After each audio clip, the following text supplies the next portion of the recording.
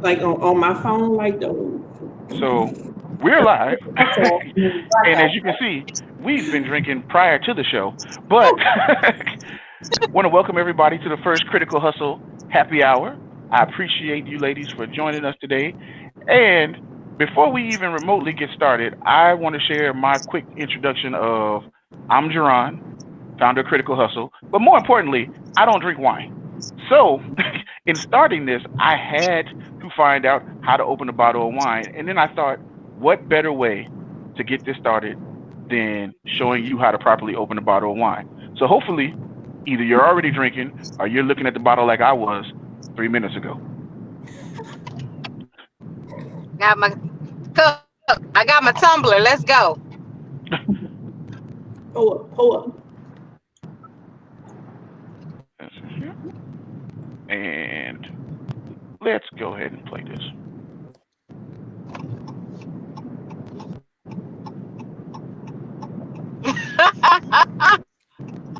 Here we are watching a white man open a bottle of wine. He looks like he knows what he's doing. He look all professional and stuff. Let's take your opener. Make sure the knife end.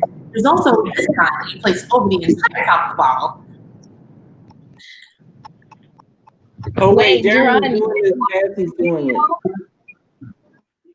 What you want to do is just right around the neck of the bottle, run the knife completely around the edge. Wait, can he hear us? I mean, not him, but can Yeah, they hear? they can hear you. You having the ball.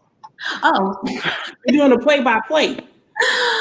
Once you've gone in a full circle around the bottle, you just kind of want to slip the plastic top off to reveal the cork. Like so. You know what? I'm going to mute Or him. you can use your teeth. I don't want to. I was just kidding. Let's mute him. Go ahead. That's Help what him I out. use, Ash. I use some teeth. Use some tiger teeth. Now that the plastic will come up, well, it usually comes off easily. You can remove it in one fell swoop, and then you reveal the cork here. Now, we're going to fold that in so you don't cut yourself and open up the corkscrew portion of this little pocket knife. Pause for a second to look at this man's tiny hands. He does have tiny hands. Why didn't you just put the bottle down? Listen. He helped my life. Don't mess with him. That's Pierre. Leave Right. Pierre alone. Pierre helped me figure out how to open this bottle of wine. Let me tell you, Pierre took what was taking like 25 minutes and broke it down in 3 minutes on how to open a bottle of wine. This is for all non-bottle drinkers on the planet. So I want to do this before we even remotely start because I need to know. All See, right. this is where I always mess up. Right here. I push the cork in. I'm Oh, drinking many bottles of wine with cork in it. It is not tasty. It's fiber. It's something. sometimes That's it'll a be in- getaway. Look. Oh This is my where he had God, me. that's how you And then he use was. some kind of cords? Oh my God. Let me tell you how he got me. That's why I stopped right here because he was like, "Yeah, don't take it out all the way," and I was like, "Okay, I won't." Right. And then he got extra fancy, He's going to and then I was like, "What are you doing? Why is this taking so long? Let's get to the wood." Oh So I'm my gonna stop it God. here There you because go. I don't even care what he's talking about right now. Cool. So that's him. Anyway, so Is that a YouTube video you looked up? yeah, like literally before we started, I got to that and was like, see, now I can't do it. Now it's all embarrassing. See, You got it. You got to whittle There it you go. out. Look at it. There we go. Slow pumps. Pump. Hey, listen, I'm being classy. I don't have a pump on here. That'd be ridiculous. Ah, Man. look at that. Listen, shout out to Snoop. This that 19 crimes. I don't know why he had on the cover of the bottle, but I needed this in my life. Let's go. And I got a glass though. I got a glass. Is that good? It's kind of good. I had it Listen, before. I'm gonna be honest with you. I drink Bel Air. Is the closest I get to wine. I don't know. This is my first time. So if it tastes like disgusting butt water, then I'm gonna be like Snoop is tripping. I'm gonna go get some of that Earl Stevens. And the question Air of out. the evening is, how does Jared know what that water tastes? So it needs to breathe a little. Well, good luck to it, cause I'm gonna breathe. Good luck. So I got a goal. My goal is to finish this bottle. So y'all gonna do most of the talking. I'm gonna do most of the drinking. That's my plan. Are you moderating the question? So yeah, I mean, this is an open conversation. So I put questions for you guys, but I'm gonna do a brief introduction of you guys, let you talk or whatever you want to do. It's a happy hour, So first, let me introduce you guys to each other. Bobby, give everybody that's Bobby. Carrie, everybody else met each other, so Bobby, you knew. But so the reason why I wanted to put this whole thing together, honestly, was because I wanted to get a group of ladies together to have a conversation, have a happy hour, be the fly on the wall that every guy wants to be, and really just get deep into like what's going on with women. Because I know Steve Harvey tries to do it. I know a bunch of people try and do it, and they try to make exceptions. And I'm not a make an exception kind of person. Like I've talked to you all in some form or format about dating, motherhood, just entrepreneurs, everything. I've talked to you all in some way about it. And I thought that the best way to be able to, inspire other people or just have a nice conversation would be just to get together a group of women with different stories and just, for lack of a better term, to help you guys out because we can edit it out, shoot the shit. So let me set the precedent now. You can use profanity. You may not feel as ladylike, and it will go out to the world, so use profanity at your own leisure. But I've known Carrie for about 20 years almost at this point. Delisa, same. Ashley's been like 10 years. Katrina's been at least 6. Bobby, 10, 11, 12-ish, somewhere in there. So the only people that don't know each other is y'all. So, I don't know where really I would want to start this, but I think that just giving a brief intro to what I want to have, my question is, what are you sipping on? So, Bobby, I see you first. So, what are you sipping on? I am sipping on. I can really hear that sound. Is that what you're That may be Delisa moving. Oh, okay. I got my little tumbler here. Okay, hold on. Disclaimer. Delisa is not drinking and driving. She's sitting and riding. Oh, wow. That's clear. I'm not good at mixing drinks. That's my disclaimer. I'm surrounded by a band of alcoholic friends, and they make all of my mixtures. But I know my husband bought me some Crown Peach for our anniversary as one of my gifts. So I put that in here. And I was looking through everybody's social media recently, and they were like, "Oh, mix this." So I just mixed whatever they said. I think I got a little like lemonade in here, some Sprite. It's really good. I mean, Crown Peach by itself is good, so I didn't really need to do much to it. But I watered it down because I don't drink heavy drinks and stay sober. So let me just say what she said. She said I'm on this 40% right now, so I had to water it down because I may or may not be good in the next 45 to 50 minutes.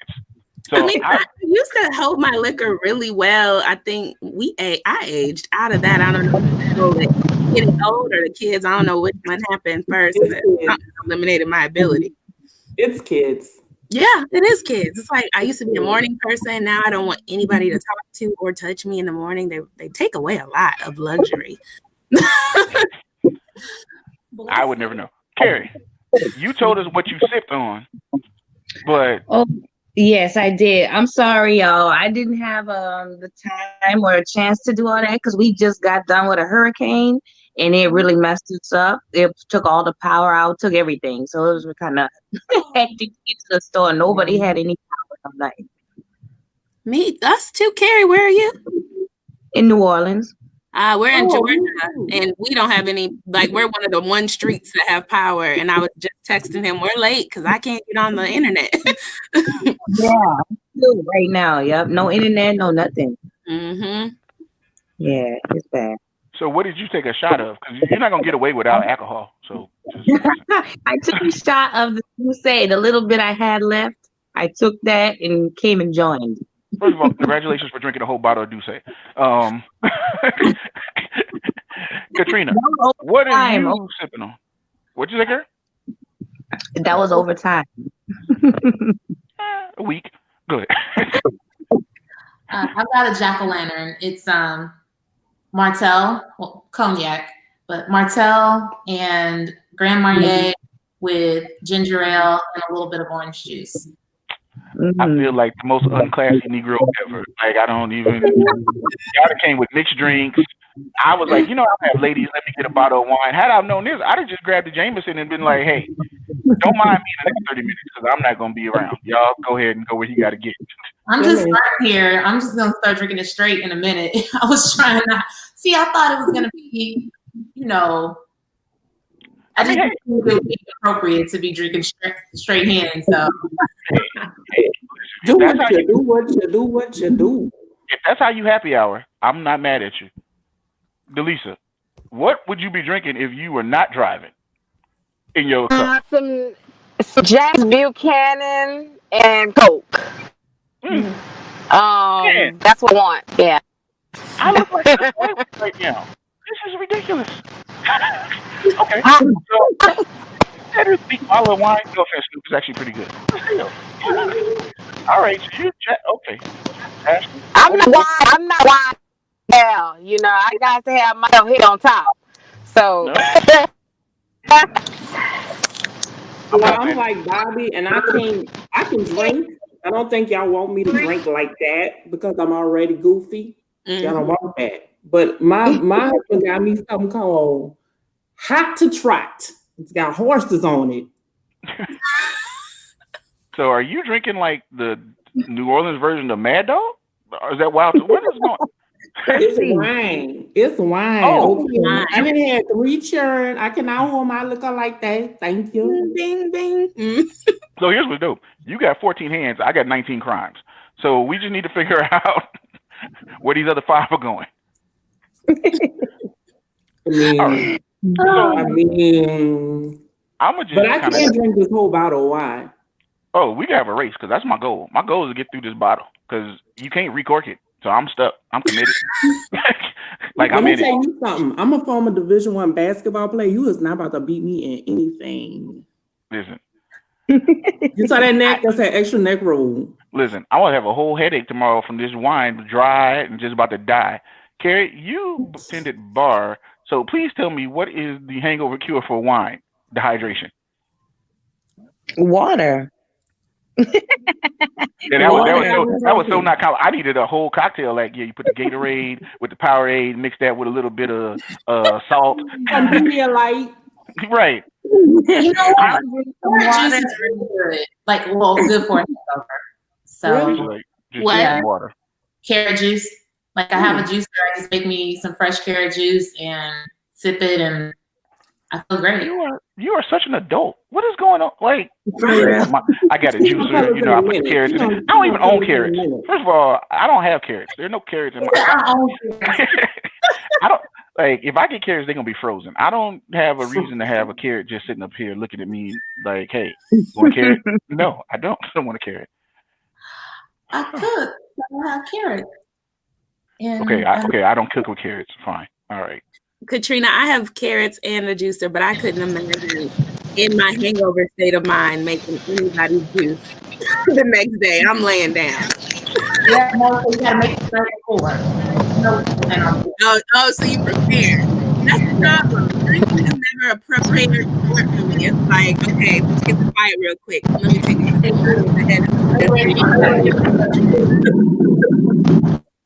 So I do want to start with. I want to start with a light question, a light, easy question, because 4 of the 5 of the ladies here, unless Katrina tells me something I don't know, are mothers. How do you think motherhood has changed you guys? Actually, I'll start with you. I'm gonna go just work my way around in this weird circle. So go ahead, Ashley. Let's see. I'm a little bit more thoughtful about the things I do. I used to be sexy, I used to have a shape. No, I guess it makes you a little bit more sensitive and a little bit more emotional. Like the things that you go through are not just the things you go through, it's the things that you go through and then have to still be a mother. And I have girls, so becoming a mom kind of softened me a little bit. Like I said, I used to play basketball, so I was real rough. I still am. I put lipstick on for y'all. That's it.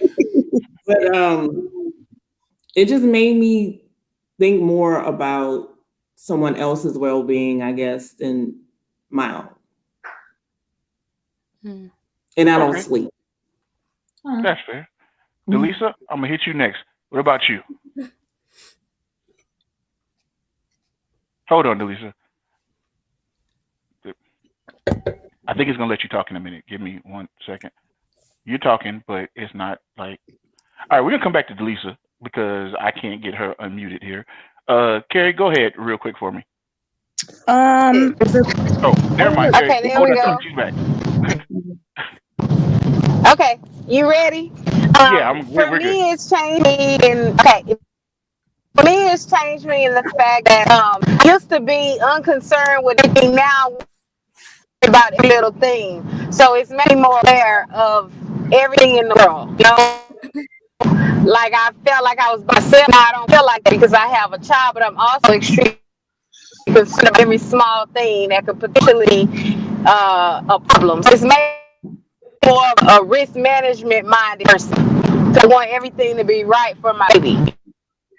You know, I used to let people do whatever makes them happy, but now I'm like, you step on my toes, it's gonna be a problem. I got a kid now, so I won't say it matured me. It made me aware of things go on around me, and I'm conscious of that. But I won't say that it grew me up or anything, but I will say it made me hone in on things that are around me in my environment that can be hurtful. So I can look at everything with a watchful eye now that I'm on, you know? Yeah, no, that definitely makes sense. That's the point. Carrie, what about you? Motherhood, it changed me with and I have a boy. It made me more responsible, and I was very spontaneous, like, just would go on any whim and do whatever. That he slowed me down a lot, and I just be more mindful of what I do, because I find that kids, they really watch you, they pay attention to everything you do, so you really have to pay attention to your actions because they're watching you. And a lot of times you don't think, or you overlook it because you just be like, kids, they're not really worried, but they really pay attention. So just made me be more mindful of how I'm living and the people I have around me, and just to be a good model for him. Okay, cool. I gotta throw this in here because I think, Katrina, you stepped away when this comment came in, but it was about your jack-o'-lantern, so you might want to get a recipe later on. But it's on Instagram. It's on Instagram? Yes. What's your Instagram so they can find you? My Instagram is Katrina Michelle, and I will go ahead and unlock it right now so that you guys can see it without having to follow me. Oh, but yeah, so this lovely person I know, great, wonderful woman by the name of Brittany Anderson, formerly known as, was the one who made the comment about the jack-o'-lantern sounds delicious. Yes. So I just wanted to share that. Bobby, how about you for motherhood? Well, I mean, I'll echo the same thing that the other ladies stated. Motherhood, definitely. I mean, I would say I would kind of go back to, for me, it grew me up, quote unquote, but I felt like an adult. When I had children, I was married, quote unquote. I was in my 20s. I felt like a real adult at that time until I found out I was pregnant.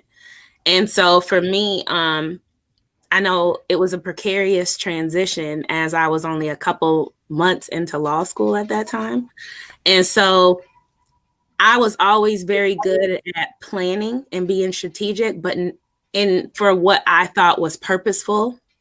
But now I realize what purpose really was. Like, it wasn't just me planning for my future, for real.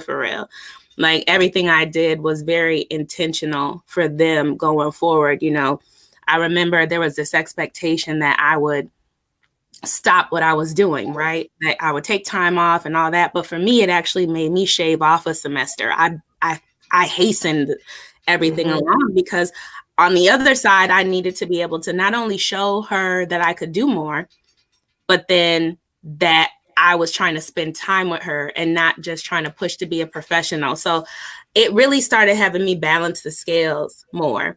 And so I end up having stair-step children, actually, and I have all girls as well, right? So we have 4 girls here. But for us, for me, that was the new level. As motherhood expanded, I really thought every time I thought I reached I can't handle one more thing, I realized my ability to stretch.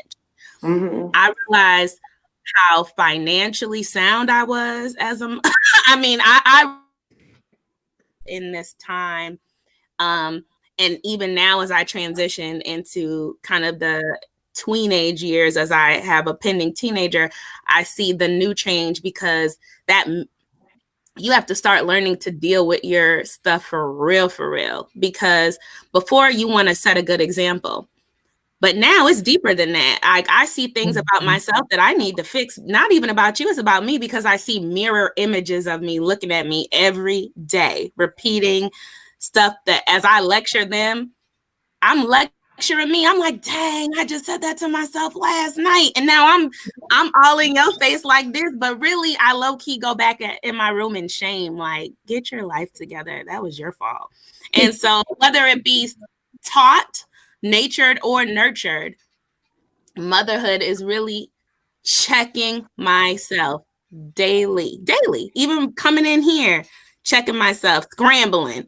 The kids, I'm like, why you got my computer? Why do you have my cord? And they're scrambling. I'm like, because that's how I taught them, kind of live on the edge a little bit. They always doing too much. And so, I mean, every day it's a check. It's a self-check. And it's a little bit of salt, but you see how that it's not even about me helping them as much as they came here to grow us too. So that's kind of what I'm gathering as a totality. Cool. I'm not a mother. Let me just say that first. I'm not a mother. Don't have any kids, so I don't have anything to add to that. But good job. I'm glad to hear that. I'm glad to hear. Katrina, do you have any secret kids? Because I don't know you to have any. But I was the last of the big kids, so I took care of a lot of the kids in my family, a lot of them who were younger than me.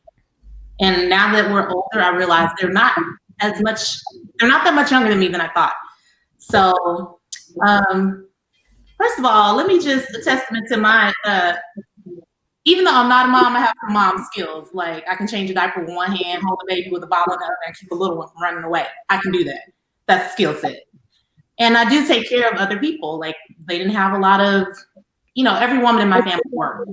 And once you got home from school, I'd be taking care of kids from sun up to sundown, helping with homework, feeding them, bathing them, getting them up in the morning. So that is something that I did. And so I don't know what it's like for you guys. Like, of course, I don't know what it feels like to have my own. I hope to one day. And so I like to think that I've had a lot of practice, and I get definitely being sensitive, having to have compassion for another, because, especially treating a little their day. And you're like, are you serious? Yeah, they are. Because they don't know the real world. They are very serious about that thing. So, yeah, I think I always grew up with that compassion for other people, and I wonder what it will be like to be a mom. But I guess for me, it's like, when they tell you when life gives you lemons, you make lemonade.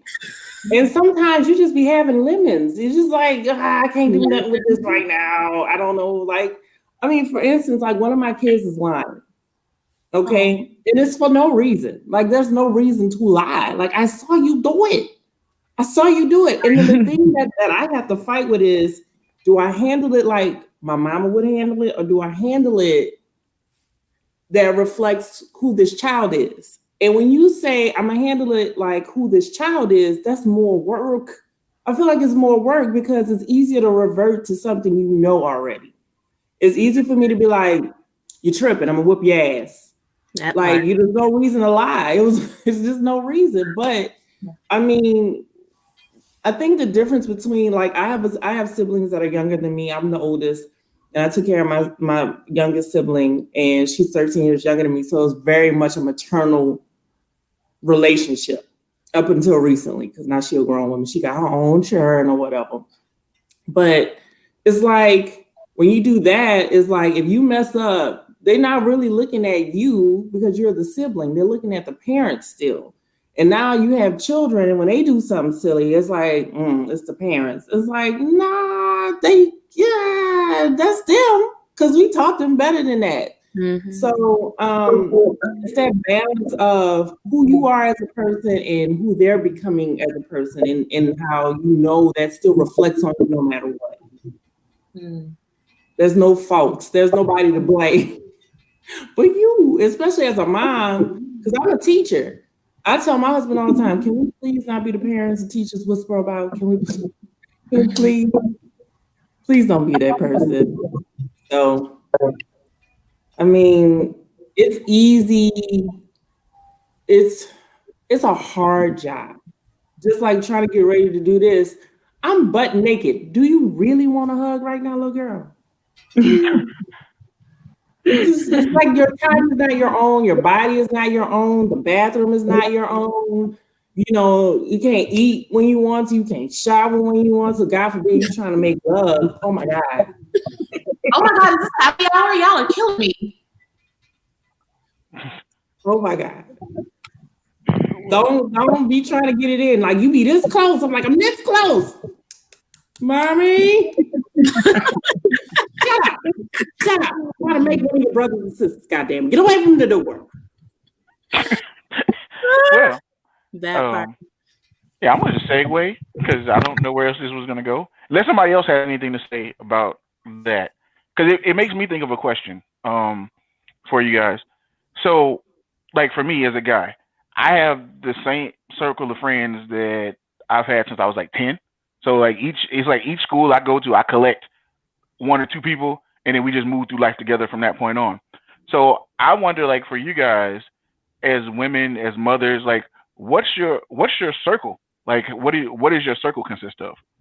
Where do you go to get just advice when you're like, okay, I done had it. I got this dude looking me in the face. I don't want to look at him. He can't answer none of my questions.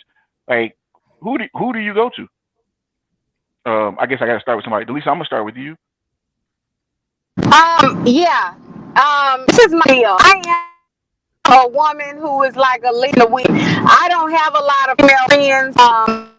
They just never stick. They never stay. And sometimes I envy girlfriends who have relationships of 10 years and still. I think that you get to a point where you feel some way, if not forcing yourself to stick around. If you outgrowing somebody, because are you even growing? I just feel it's really hard for me to put out a men in a circle.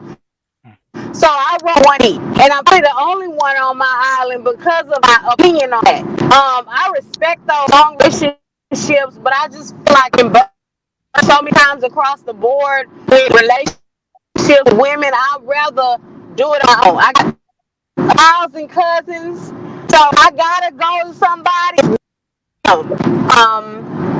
And it's the way that I am. You know, I've had female friends, I had circles, and it didn't work out for me because I felt like I changed. So I'm one of those people who change every couple years. I grow, I change, sometimes I regress, and it's not beneficial for me. Not for my personality type to keep a lot of female friends. I take my off to anybody who like I commend y'all. It's just not me. All right. Well, I'm gonna jump in because Delisa, it was kind of broken up. So I'm gonna paraphrase what you said. If you could just nod or shake no if I'm off, then I appreciate it. So I feel like you said that you rotate the friends out every couple of years because they be trifling. And, I mean, I'm just saying, like she was like, I don't. Like, I'm not okay. Trifle. Sorry. Pardon me for mansplaining. Pardon me for mansplaining. That's not what I heard. Okay, pardon me. They not trifling. Sorry, this is next friend. Sometimes it's me. Sometimes me. Like I said, Okay. I regret. Sometimes I'm not always a good friend. So sometimes I take a fault. I take, blame. But sometimes it's them too. So. Okay. So sorry. Again, just nod or shake your head no if I'm wrong. But basically, you saying sometimes they trifling, sometimes you may or may not be trifling, but either way it goes, somebody got to be rotated. Okay. It got to just rotate. Okay, cool. I'm with you there. And then you say, so because of that, everybody might be prone. You kind of just stick to yourself and maybe with your cousin there. But for the most part, because as long as I know you, you know, your cousin's always been there, your sister's always been there, and that's your crew. So I think that's what you said. You gave me a thumbs up, so I'm going with 50-50 triflingness. All right. Thank you. Katrina, go ahead. You tell me about your circle. So I'm kind of a floater. I do have tons of girlfriends. I'm going to make a friend wherever I go, the grocery store, the gas station, your mama house. Like, I'm your friend. That's it. We friends. And we're going to be friends forever. I don't care how I change or how you change. There's room for growth. One of my friends is watching now from Hong Kong, and I graduated right before her. She was on the speech and debate team. She came in as an exchange student to our university, and my speech coach asked me to go with them to find clothes for her for speech. And that's my friend. We're pen pals, and it's been, I don't know, years. I mean, and I do have falling outs with my friends from time to time. Not usually, because I'm going to just be honest. I'm a real player chick. You can pretty much do whatever you want, and I'm not going to judge you. I'm going to ride with you. We're going to put Dear Pete in his car. We're going to kid, whatever. Like, Time out. I got to jump in. So, significance of Dear Pete versus just regular Pete. I learned that from my girl. Like, she was like, we will put Dear P in his car. And I asked her the same question. I'm not going to tell you who it is because you know her, Jerron. And she is the sweetest person in the whole wide world. But she told me that, and it's like, it gets in there and it just stays. It's just like horrible. And I was like, when I get mad enough, that's who I'm taking with me. But, So can I ask a question right fast? I'm gonna let you go Where ahead. does one get deer pissed? That was my question. Thank you. Because I was like, that's gotta be hard to farm. Cat piss, dog piss, deer piss. I'm gonna tell you about deer. Okay, I looked at Connecticut. There was a deer waiting for me at my car, and I said, "Say, bro, that's all you, man. You can have that cub because I'm not." What I mean to say is, I have lots of girlfriends. I have lots of guy friends because I'm a humanist above all. So I see the person first. Your gender I'm indifferent to your gender. I have non-gender conforming friends, so I'm indifferent to your gender. I'm more inclined to know who you are as a person, and we're all fallible. So there's room for you to make mistakes. But if you're just not a good person, I'm probably not going to be friends with you. Sure. Yeah, and whether I talk to you every day or I don't talk to you or we have a falling out, if it was my fault, I'm going to be the first to apologize. If it was your fault, I'll probably still be the first to apologize because now she say I was with you till then. Yeah, I was with you too. You were trying to keep a friend. Well, not in a desperate way, but I like to extend grace. Like, especially if I know my friends, I want to extend grace. And I'd rather have friends. Like, I don't have any haters that I know of.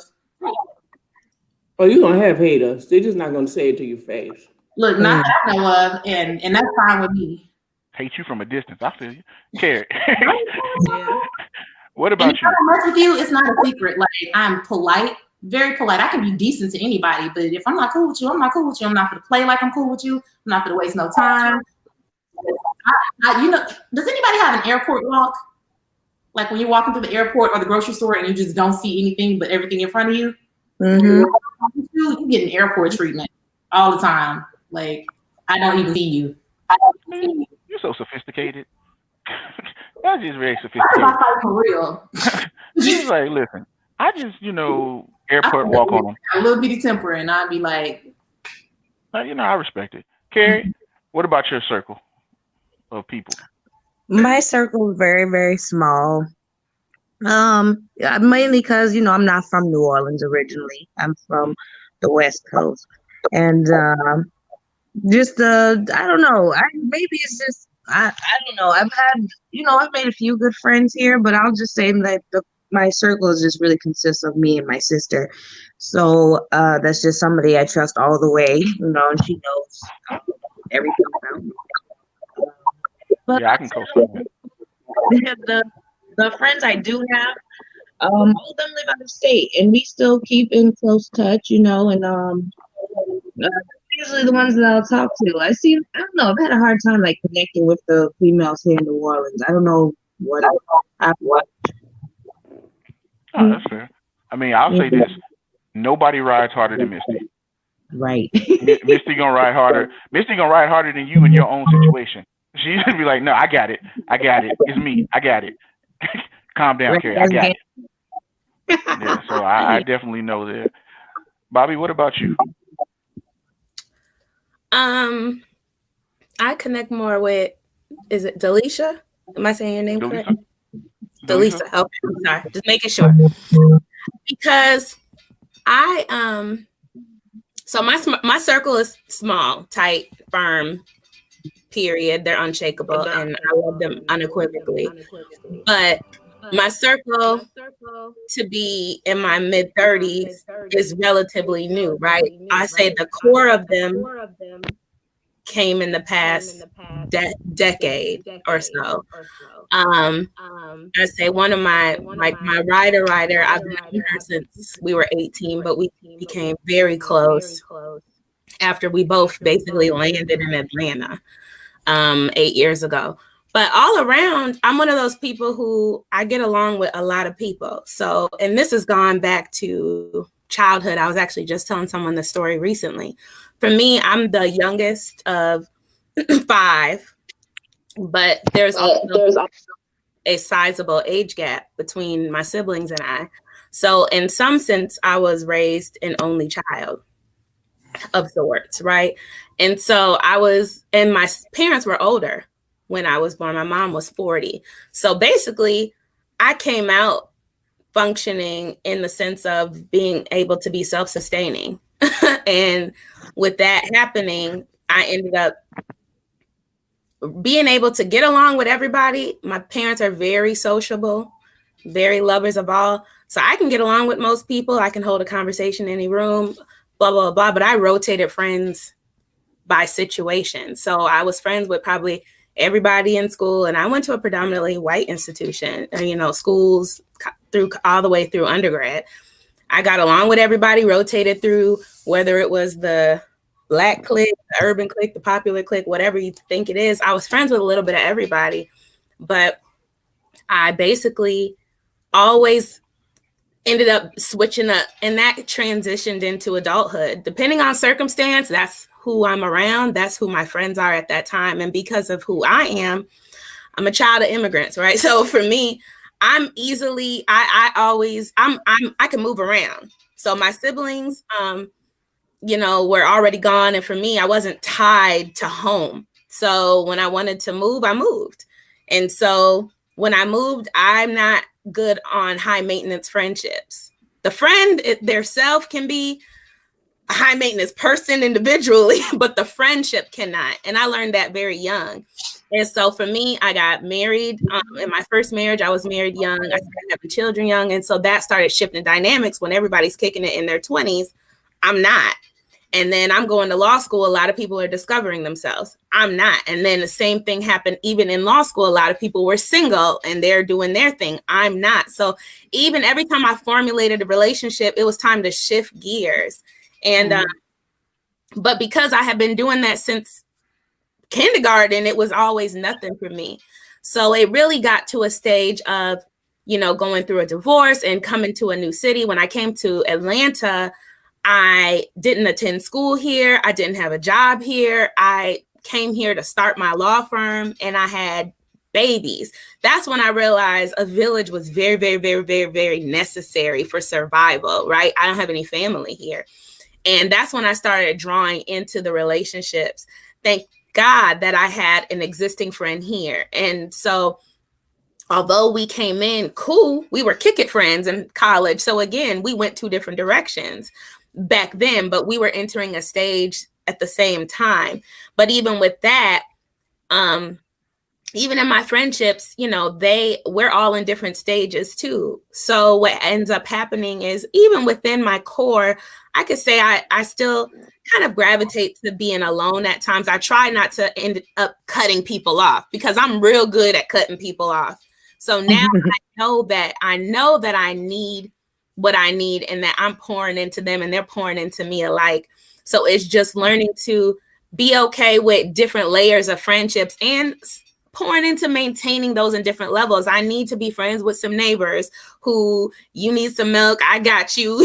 I need some flour, you got me. I need and so as I mature, I'm changing what I look at friendship, what friendship looks like. Friendship before looked like somebody to travel with, have drinks with, somebody to tell all your secrets to and all that. But I also have a husband, and honestly, I can talk to him all day and all night, but I need somebody to vent to trust to. That might not be the person I travel with. Might not be the person I give milk to. So this entering now, I'm learning to, like you said, trying to gravitate to friends based on stages of life. But before, I guess I was already doing that without thinking about it. I was switching for stupid reasons, but now it's more so cultivating for specific reasons and knowing that we have a core base no matter what changes in life with certain people. All right. Ashley, I'm going to ask you, because I would jump over to something else, but what's your circle looking like? They're the same people that I meshed with in high school because I was a floater. And I was a quote unquote jock because I'm 6'2", so I've been this height since junior year of high school. So I stood out. So I played basketball, I played volleyball, I was on debate, I was in the Spanish club. I'm a nerd. I like Japanese anime. So I hung with everybody, and I'm not hard to get along with. I might be a bit much because I'm goofy. But I still have, like, my best friend is the same best friend I had since 7th grade. Like, I have the same friends, but it's not hard for me to make friends. It's just, I keep certain people at a distance. Like, I will be there for you. You call me, I will be there for you, but I'm not going to let you into the inner workings of my life because I don't trust what you would do with that information. Not saying you're a bad person. I'm not going to let you all the way in. I will let you into the parking lot and I'll let you park your car there, but you are not coming into the building. That's it. I still have the same friends. I have teammates from when I played ball in college. I have people I met when I was in college and I still keep in contact with them. I keep in contact with, like, I have one ex-boyfriend because I ain't date a whole lot. And once I feel like you're a friend, I have different levels of friendship. So I have my friend that I've had since 9th grade, and she's been there for me. And like my homegirl just said, I love you too, Tammy. I got a homegirl that I met at work. She's also from Cali. And I was working at a news station and I hated everybody else. I'm just playing. But I'm just saying, like, you have those people that you keep around you that you let into your life, and then you have those people that you keep around you just for fun. Like, come on, girls, go grab a drink. I'm not gonna tell you shit, but we're gonna grab a drink. Mm-hmm. I think. So, go ahead. I'm just over here living my life. After listening to everyone, I definitely see your point of view, but for me, because I don't have the capacity to have those levels. So most of my friends are close, intimate friends who can have my time. Like, you can have if I don't want to get a drink with you, I'm not gonna do anything else with you.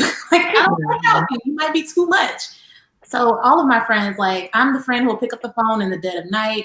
I'm gonna babysit your kids. I'm gonna help you when you're sick because I have good friends. Word, Katrina. Word. Yeah, I have friends to me. You got 4 new best friends. 4 new best friends willing to let you babysit all at the same time. My kids gonna come back and be like, "Mommy, why you gotta look like Miss Katrina?" 8 kids right now for you. I got 8 kids, and I might be able to go borrow some more. You could have a whole camp. Listen, I had 8 kids for like 2 weeks, and they went home for the weekend and then came back to my house, and I was like, I don't have kids. But on this bookshelf, why are you here? Down here, I got a pineapple float with some little inner tubes on this side, like. Yeah, you're a fun person. You can tell you don't have kids because you got fun stuff. See, people who have kids be like, we need to have like a little torture chamber just in case you act stupid. Like, we do fun stuff. No. But you don't get over here when you act stupid. You see, that's the difference. See, when you the fun auntie and then you the mama, that's different. We all going to Katrina camp. I'm just like, Katrina camp. Katrina camp. Well, no, for the New Orleans people, I'm not going to ever be like, y'all can go to Katrina camp because I feel that there's some things. I want to get into with a New Orleans Joe Katrina, but it's not my fault. It's not your fault, baby. It's not. But you know, when Katrina hit, I'm a comedian. That's what I'm a comedian, and also a teacher. So I will talk about your kids. But anyway, but when Katrina hit, I was just like, Katrina from Out the Projects. She braided hair for her hustle money. She don't like her baby daddy, and that's why she tore up the city. But not you, Katrina. You got it together, girl. I did braid hair to make money. But when Katrina hit, I went to a small private university. And when Katrina hit, I was working at Dillard's. And I used to wear a different name tag every day because we had a lot of people come to our town because they needed a place to be. And so when people would come to the store, I was like, I'm not going to re-traumatize anybody. So I had a different name tag every day. So. I feel like there's a deeper story there. There's a whole deeper story to the fact that you wearing different name tags every day. Like seriously, it's because my name was Katrina and I didn't want to wear that name tag and have people, it's you should sue Dillard's. I just feel like you were traumatized. You should just be like, Dillard's, listen, I was sitting here trying to work for y'all and I didn't want to traumatize these poor people that came here, but y'all didn't give me no options. I was borrowing Pam's, Jenny's, and everybody's name. I couldn't be myself. Aww. That was actually bad, wasn't it? But Katrina, kind of to your point, wouldn't you say that sometimes, your circumstances kind of starts creating levels, whether you desire for that to happen or not? That's how my opinion is. I was talking to my best friend recently and I was like, dang, I've been talking for like an hour about my new refrigerator, bruh. Like it hit me. Yeah. And she was like, mm-hmm. And she was like, and I'm really excited to see it. And I was like, oh, what? She was like, yeah, girl. And that was it. Like we FaceTime. I was like, okay, look at it. But the point is, I could be having that same conversation with somebody else who they're not there yet. They don't care. Go to Belize, and they don't want their next refrigerator conversation. But that it starts creating boundaries, because if I can't comfortably talk to you about the new investment property or the new this or the whatever this is comfortably, that just created a layer.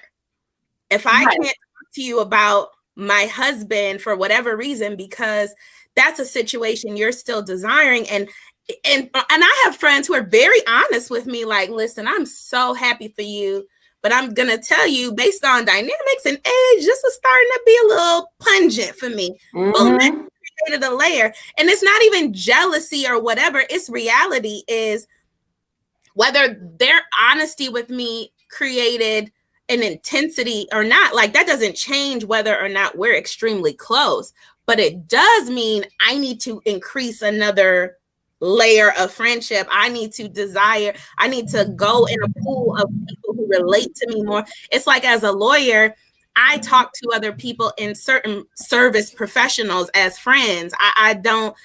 They can relate more. Entrepreneurs, they can relate more. It's not that your friendship is less relevant than mine or than this one, but it is like the intensity has changed because you also have children and you're an entrepreneur and you're balancing that.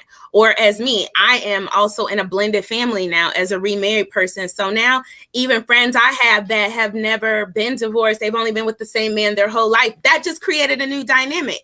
Or people without kids and versus kids, it does create a dynamic because, in my opinion, there comes to be a time. I was the perfect parent before I was a parent. I had all the right answers, man. I watch kids, and we all, we're maternal instincts by nature, like women are. I'm not saying all women. We're not going to start saying. No, I'm not maternal. But no. I'm not you. But I'm saying is, but then you start feeling some kind of way, like, are you judging me as a parent? Because so it starts. Layers happen, whether we desire for them to or not, in my opinion. Because even those of us who shift friends a lot versus like Ashley, you had your core group. even you have had to have layers within that group, right? I mean, it's just, in my opinion, it just kind of is a natural dynamic of life. Not to say, I think what your situation is very admirable, but I couldn't conceptualize it because it's so unrelatable. Like, I'm like, at this point, I've realized I just can't talk to everybody about everything. And it doesn't make it stressful. It just means like, today I need to call this person because this person is what I need. I just want to laugh. You don't know nothing about me to talk deep to me. You ain't gonna philosophize. You ain't gonna tell me about how you think I should do. You gonna say something real stupid. We gonna snicker, sing songs, gossip about celebrities. We're not gonna talk about anything. This is gonna be surface, and then I'm gonna hang up and cry about my real life. What Katrina was saying is giving your friends the space to be who they are, and then to also accept that. Because I have good friends that don't have any children, and they will speak on, well, I would do X, Y, and Z. Like, yeah, but you ain't responsible for these people. Like, and I feel you. I don't ever respond that way. I may think it, but then I also don't disregard what they're thinking, because sometimes when you're in something, it's hard for you to see. Like I said, I played Division I basketball. So a lot of times my coach would see something that I didn't see. Right. But she playing you to the left. Okay, well, how you know that? I can't see that. I'm in the game. You're in it. You don't see it. Your friends see it, and then because they haven't been where you are, you disregard what they say. But they see certain things, even though they may or may not be parents. They may or may not be married. They may or may not be a professional or whatever. Sometimes she just told my whole life story. It's always good to take things. She just told the whole 10 years. The whole 10 years of me knowing you, Ashley, I feel like you just shot at me. She's like, look, they may not have kids. They may not be married. They may not be a professional. Hey, just this dude out here talking and saying words. But that's what Bob said, because, I mean, that's a valid point. So for me and how I do it and those levels or whatever, like I care about my friends. I care about if you want to talk about some new shoes you got, you want to talk about your refrigerator. You know, one of my friends was going into labor and she called me at 4 a.m. because I just lived. So this is what happened. We worked together and she went on maternity leave. And I'm like, well, there's no reason that she shouldn't attend these meetings. I mean, if she wants to, because I know that when women have babies, they get isolated and they often are excluded from the workplace. And I'm like, well, her brain still works and she wants to be here. No, it don't. It does not. So one of the things I do is coordinate a weekly dinner. And this was the deal, just so we can maintain that social interaction and maintain those connections. I would get a rotating group of people from work. We would bring food to her house, have dinner, and then clean up and go home. 6 p.m. to 8 p.m. once a week. And she really liked that. And then when it came time, she went into labor. And I don't know if she would have classified us as like close friends, but when she went into labor, I was supposed to go shopping for Black Friday. I was tired, slept, but my phone rang and I answered it. And she was like, hey, I'm going into, and by the time she said 2, I was in my sweats and on my way to her house. Got there and I let her walk me through that house that I've been to 11 times. This lady showed me where the milk was. And I was like, yeah, nesting. You do all that. I went to Walmart groceries in labor. So I gotta ask a quick question. I care.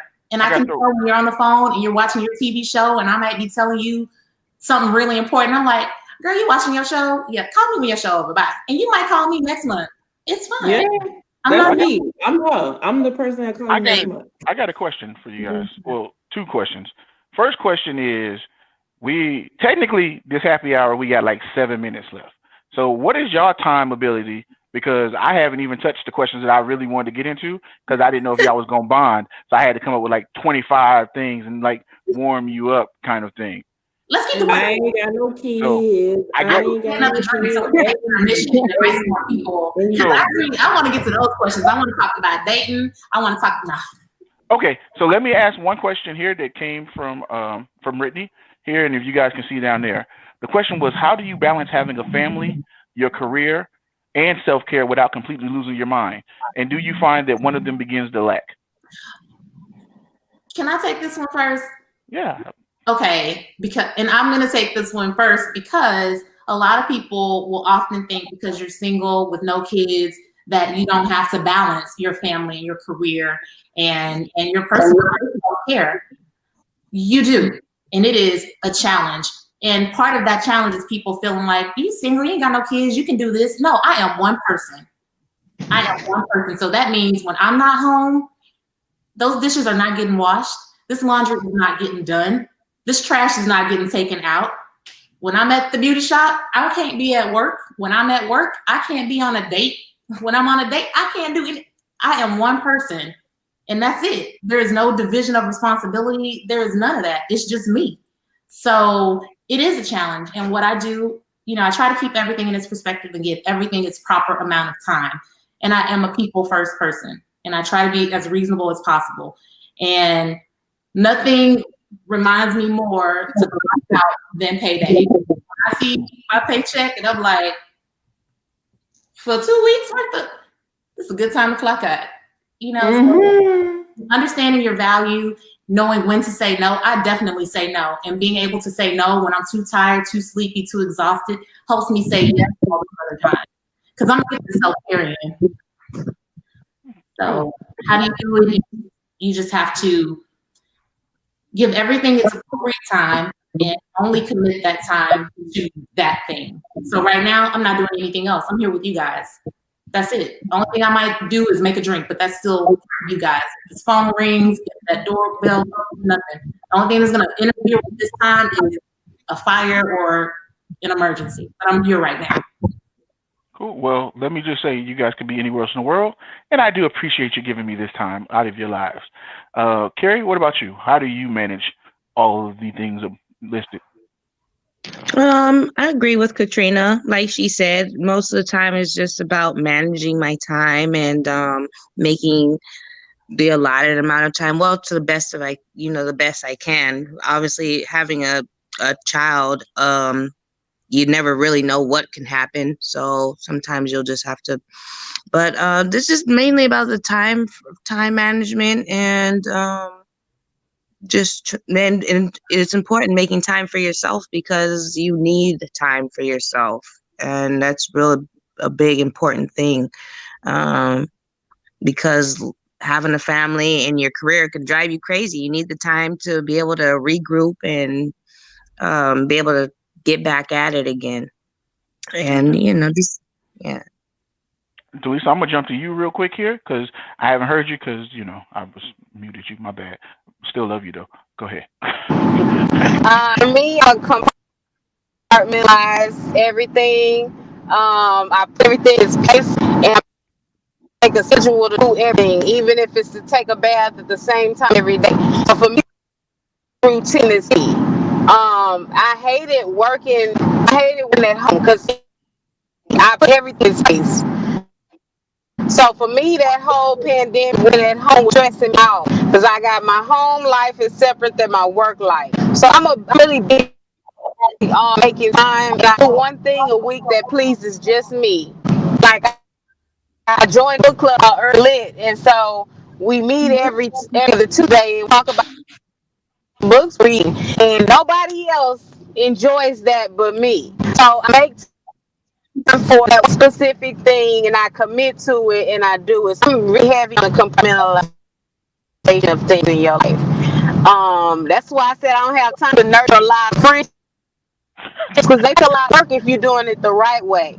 So in order to keep myself staying tight, I put a limit on the things that I allow in my life. So self-care is essential. So I make sure I got time for that. All right, I'm gonna jump in and translate for you. So give me a second. All right. So what Delisa said was, because it kind of broke up. Lisa, I'm make sure everybody gets it. So here, let me focus on her face, but my voice. So that's me. Hold on. So there's Delisa. All right. So what Delisa said was that she focuses on scheduling. She schedules time for herself, which she finds to be very important. At least one thing a week that is just her, so that she's able to make sure she makes time for herself. Which she also doubled back on why she don't be messing with people, because if you being a friend right, sometimes you got to deal with trifling people. And you just don't have the energy for it when you're taking the time to try and make sure you balance being a mother and being, having a job and a career, you don't have time to just sit there and focus on the triflingness of your friends. Because truthfully, being a good friend is sometimes being like, my friend real trifling right now. I got to go and take this time out. So, Delisa, hit me with a thumbs up if I've like paraphrased what you said, or a thumbs down. I'll let you go back for a round 2. But I'm just saying, okay, I'm halfway there. That works for me. All right. I'll take halfway because I did add some trifling in there. So maybe it wasn't the friends that we're messing with because they trifling. But the most important thing is she was definitely about scheduling her time. Delisa, scheduling your time is the most important thing and how you balance stuff. Taking time for yourself. Boom, look at that. Thumbs up. I'm out here in these streets. Ashley, what about you? I don't know. I guess for me, like I said, I'm a comedian. I'm also a teacher. My mom, I write, do all these other creative things. I do what's needed at the time. Before the pandemic, I did a lot of shows. I did a lot of stand-up. I was out the house in the evenings. It gave me a sense of, identity and not just somebody's wife, somebody's mom, somebody's daughter. Like, I'm from New Orleans, so everybody knows my family. So it's like, oh, that's so-and-so daughter. And I don't have no identity. So for me, the balancing thing, Brittany, listen to me, baby. You're listening, listen to your mama. Okay, I'm about to tell you something right now. You ain't gonna be able to do it all. Things fall by the wayside. And when you see them falling, then you pick them up. I'm not an organized person. I never was. I'm not even gonna lie. I don't even know my mama on here. My mom would be like, you are a liar. You're not organized. And I'm not. I'm not an organized person. It's not on purpose, but I mean, you do what's needed at the time. That's what I do. I don't know if that's gonna work for you, but I mean, for me, it's like, okay, like I said, I have multiple children. I have all girls. And when I see one of my children being anxious or sad or,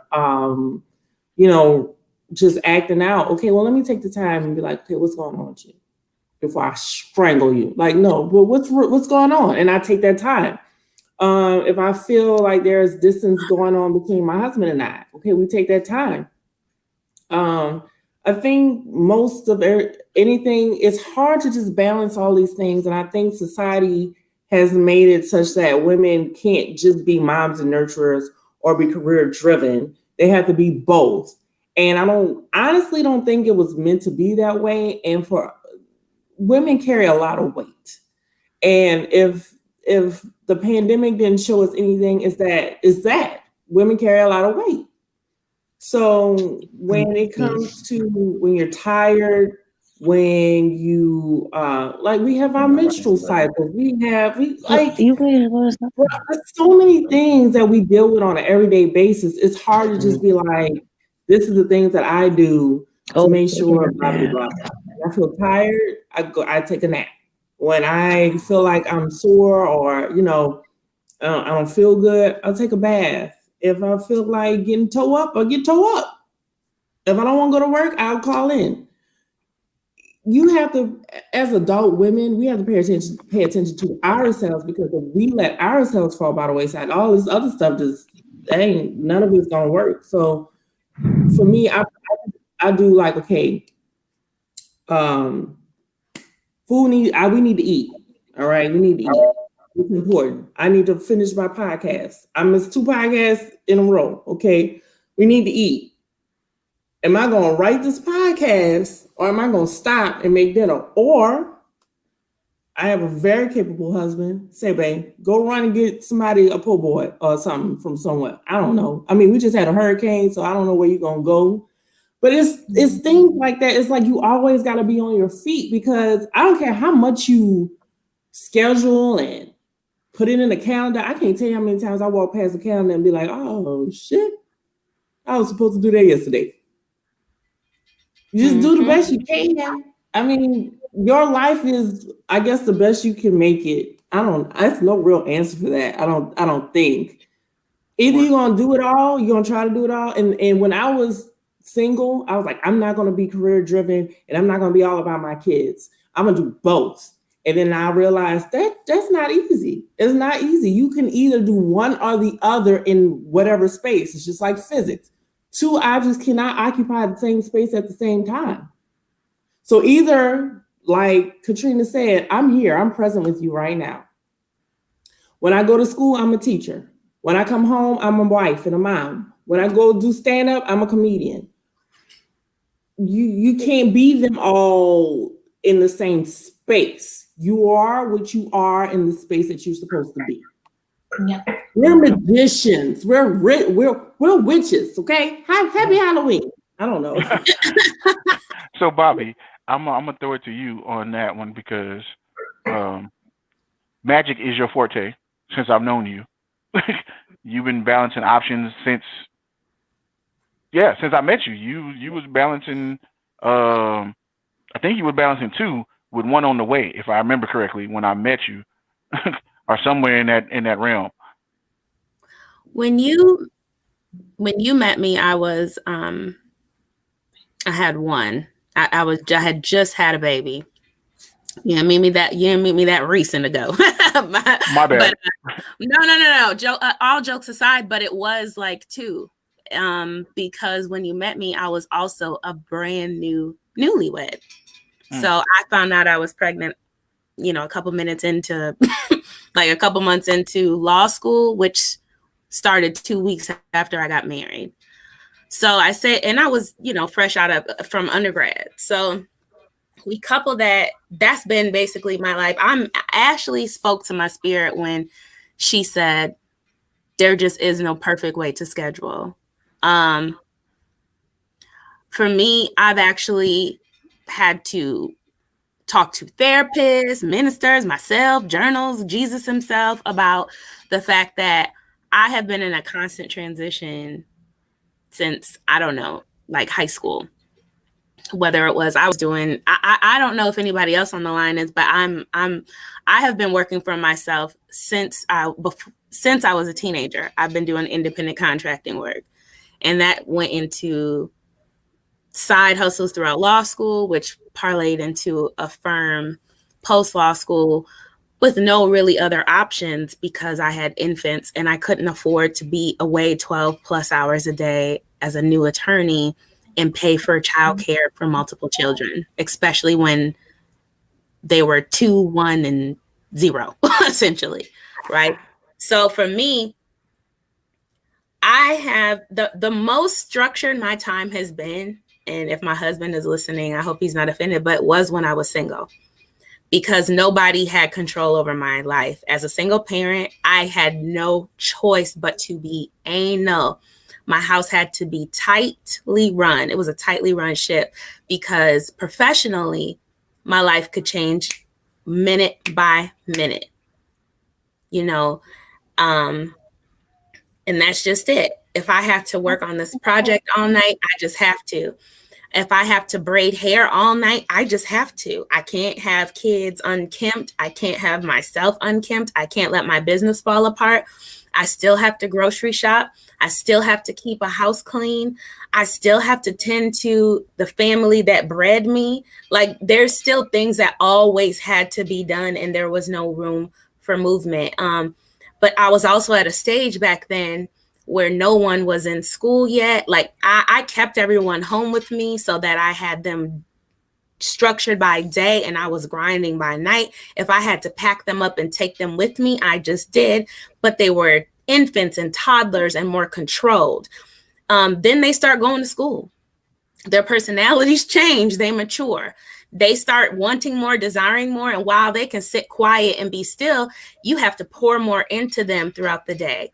And that, coupled with the fact that they've been gone 6 hours for school and you don't want to isolate yourself from them all night by having a sitter there, you have to balance how to function. And so for me, I could say, Brittany, I have never found a perfect balance truly outside of that stage. And was that perfect? It was just a blessing. It just happened for me during that time. But as a whole, I've literally, even my business partner, she called me. I tell her, dang, we as bad as our clients. Now, before I was just an entrepreneur alone. But all day, married over here, it's like one person is calling me all day long, and that excludes the client base. And so for me, my self-care right now is literally just putting my personal phone on airplane mode and my work phone, turning it off. That's it. That's all I have. I have 2 hours in the morning to shut the outside world out, but that doesn't shut this household out. People still have situations, accidents. I'm dealing with girls who are maturing. They are emotional. They are whatever. The storm hits, you got to deal with them. You got to deal with the barking dog. You got to deal. And like Ashley said, we're not just professionals anymore, or we're not just mothers anymore. You know, like everybody kind of jokes and we are not our ancestors, which I think that's an insulting statement, but this is the only time I do feel like it applies. We are not the women of generations past. They were grinders, don't get me wrong, and they got the job done and they handled way more than I could ever, but they were not the breadwinners most often. And even if we're not the breadwinner, we are a balancer in the house, no matter how you look at it. I was talking to my sister-in-law earlier today, and the comment was, this whole generation is expected, right? We're every woman, but like, where do we fit in as a woman if we're expected to address the Christmas cards, make sure the lunches are made, make sure the groceries are done, make sure the lights are off, make sure everybody's doing their job in the house, but make sure we're still working because the household is now a balanced income. Like that is a role that we are developing we are setting precedent right now. And that's tough. I haven't found a balance. I still haven't recovered. I haven't. And so the only thing I can say, shut things down. Say that again. I still haven't recovered from having babies. Like you said, we are all the things. So when you gonna have a baby, it's like I had 10 and 12 pound babies. So when you have a 10-pound baby and your supervisor is calling you like, how are you feeling? Broken, and don't call me because you're not calling to check on me. You're calling because you want me to come back to work. And the thing is, especially in America, there is no respect for motherhood. There's no real respect for motherhood. There's no respect for being pregnant. There's no respect for, it's just no respect. And you go in, you had a baby, and they expect you to come right back to work. And they do. Emotionally, I'm not recovered. Physically, Lord Jesus, I am not recovered. And then you expect me to give you the same work I gave you before I became a mom. And there's a lot of unlearning and relearning that I feel like America as a whole has to do in relations to women. Because if you're not, like I said, I'm rough and tumble. I had babies. I'm married. I'm all of that. I put lipstick on for y'all. But I'm not like feminine. I'm not, I have friends that'll tell you today and be like, Ashley, just wear a dress once in your life. But it's this expectation that femininity has to be like soft and and it's so beautiful. And then you have a baby and all of that ain't pretty. It's not pretty. It's not beautiful. It hurts. It's gross. And then you go back to work and then they expect you to do more. Or, I mean, I have been in some very harsh work environments, and it's just like, I don't care you just had a baby. I don't care. Like, especially Black women, we don't get taken care of. I'm just saying it. So, quick question. I want to throw something in. Katrina, I see you with the hands up. But you go ahead. You know what? You go ahead, because my question is kind of a overall question, and by you being a woman and they talking about Black women and babies, I don't have a horse in the race, so I'm gonna just sit back. Go ahead. Your mama Black. I don't have a horse in the baby race, but I want to speak to a lot of what you guys have said. A lot is expected of us and demanded of us, but I'm gonna tell you two things. I'll tell everybody. I never wanted to be Jordan. I would love to be Scottie Pippen for two reasons. Number one, I know what I'm capable of. Everyone's, you should run your own company, blah, blah. No, because when I'm ready to go home, I want to go home because I want to save room for all that. Now, all of this, like, yes, I'm fully aware of how I present, but Ashley, you're going to love this. I ride around with a basketball in my car, and people will still be like, trying to challenge me, like, sir, I will hoop you up with these nails and this blonde. Listen. But you notice, like, but I was 5 months pregnant. And when I tell you I carry big. I was 5 months pregnant, and dude was like, "Oh, so you used to hoop?" And I was like, "Yeah, I used to hoop." He was like, "I bet you I could beat you right now." I was like, "Fam," but me and this person, it's 2 against 1. We can still gonna beat you, son. First of all, it's you don't lose a skill set, but anyway, what I was gonna say is, yeah, there are a lot of things that are expected of you or of us, but one of the first things I decided was I don't care, because I've lost more jobs than I care to admit to, and I realized that you can invest your all into this, but when it is over, everything that was so important suddenly no longer matters. It's not important. It doesn't matter. You can go from being the busiest person on earth one day till the next day having absolutely nothing to do, and all that stuff that you thought was important did not matter. And so when it comes I've been fired from some jobs. I've been fired from some jobs. And welcome back, Carrie. I was gonna tell somebody to go look for you. I'm sorry, my connection is so bad right now. You guys like all sound like robots. I can't even understand what y'all are saying. I'm trying, but that's okay. We were answering the question. The connection's bad. We had a storm, Katrina, and Karen and I was in New Orleans. So Zeta came through here, and a lot of us still don't have power. No, I know. That's why I said we were gonna send somebody to go look for her, because I want to make sure she do it. I'm in this hood. No. I don't care if she's coming back to the call. You just need to check on her to make sure she's good. So, but and then D is gone, so y'all need to check on her too. I think she's back. I got her wait. She's like, I'm waiting to see a picture of her so I can bring her back, because right now I just got like a blank space, and so there. Cool. I have a quick question. I know I seem flighty and distant and like whatever, but I'm a compassionate person.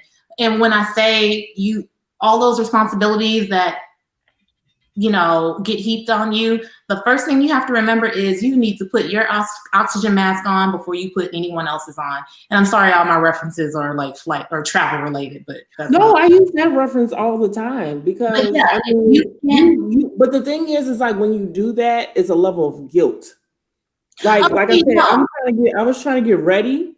I'm butt naked. I'm trying to get ready. My 4-year-old's like, "But mommy, I just want a hug." And I'm like, No.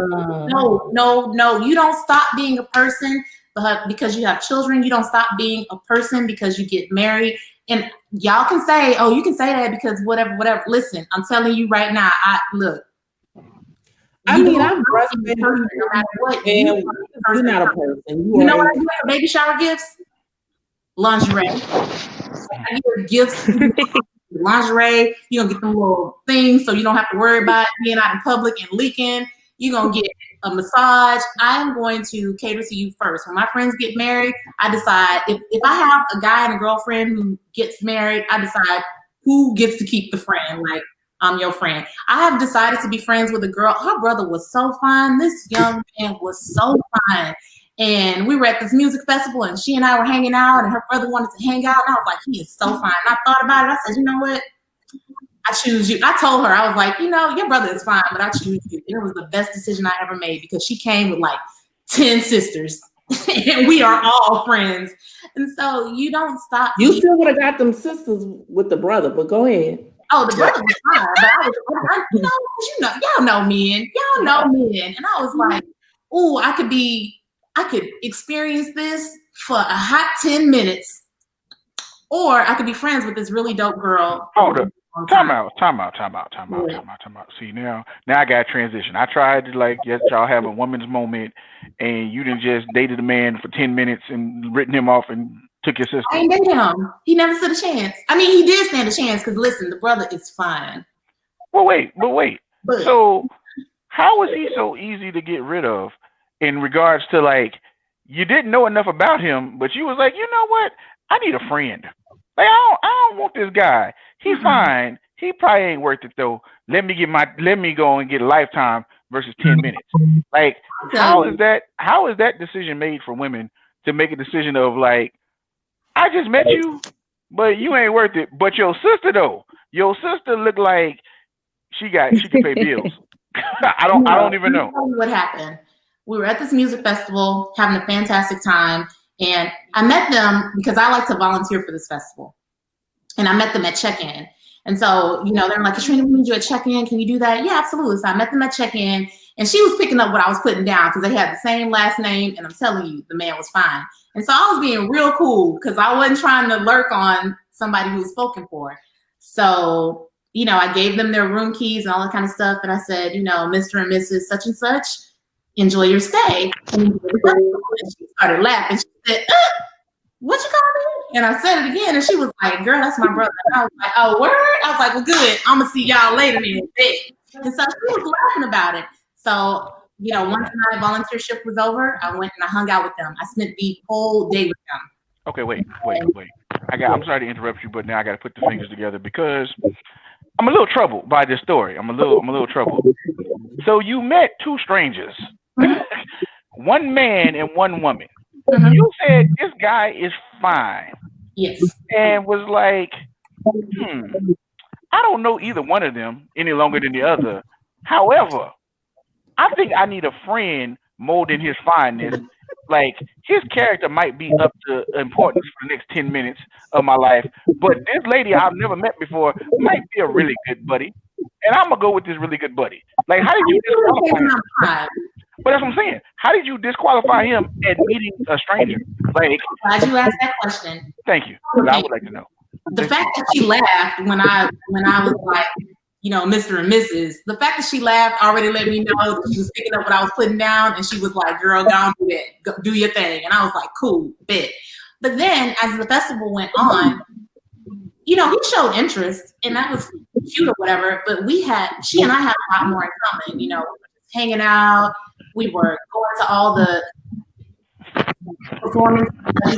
We were having a really fantastic time. And when the evening came, and she was real player about it, because, girls from Houston, we super players. So she was super player about it, because at the end of the evening, she was like, no matter what, this girl is still trying to bone my brother. And I was like, you are absolutely right. Now, she had to consider that I might be being cool with her because I was trying to get to her brother. And I'm not that kind of person. It's like, if I'm cool with you, I'm cool with you. And I could be cool with you, but still let you know, hey, look, I'm cool with you, but your brother is popping, and I'm definitely trying to see what it is. So let me take a pause. Quick question, because this whole story has been about her.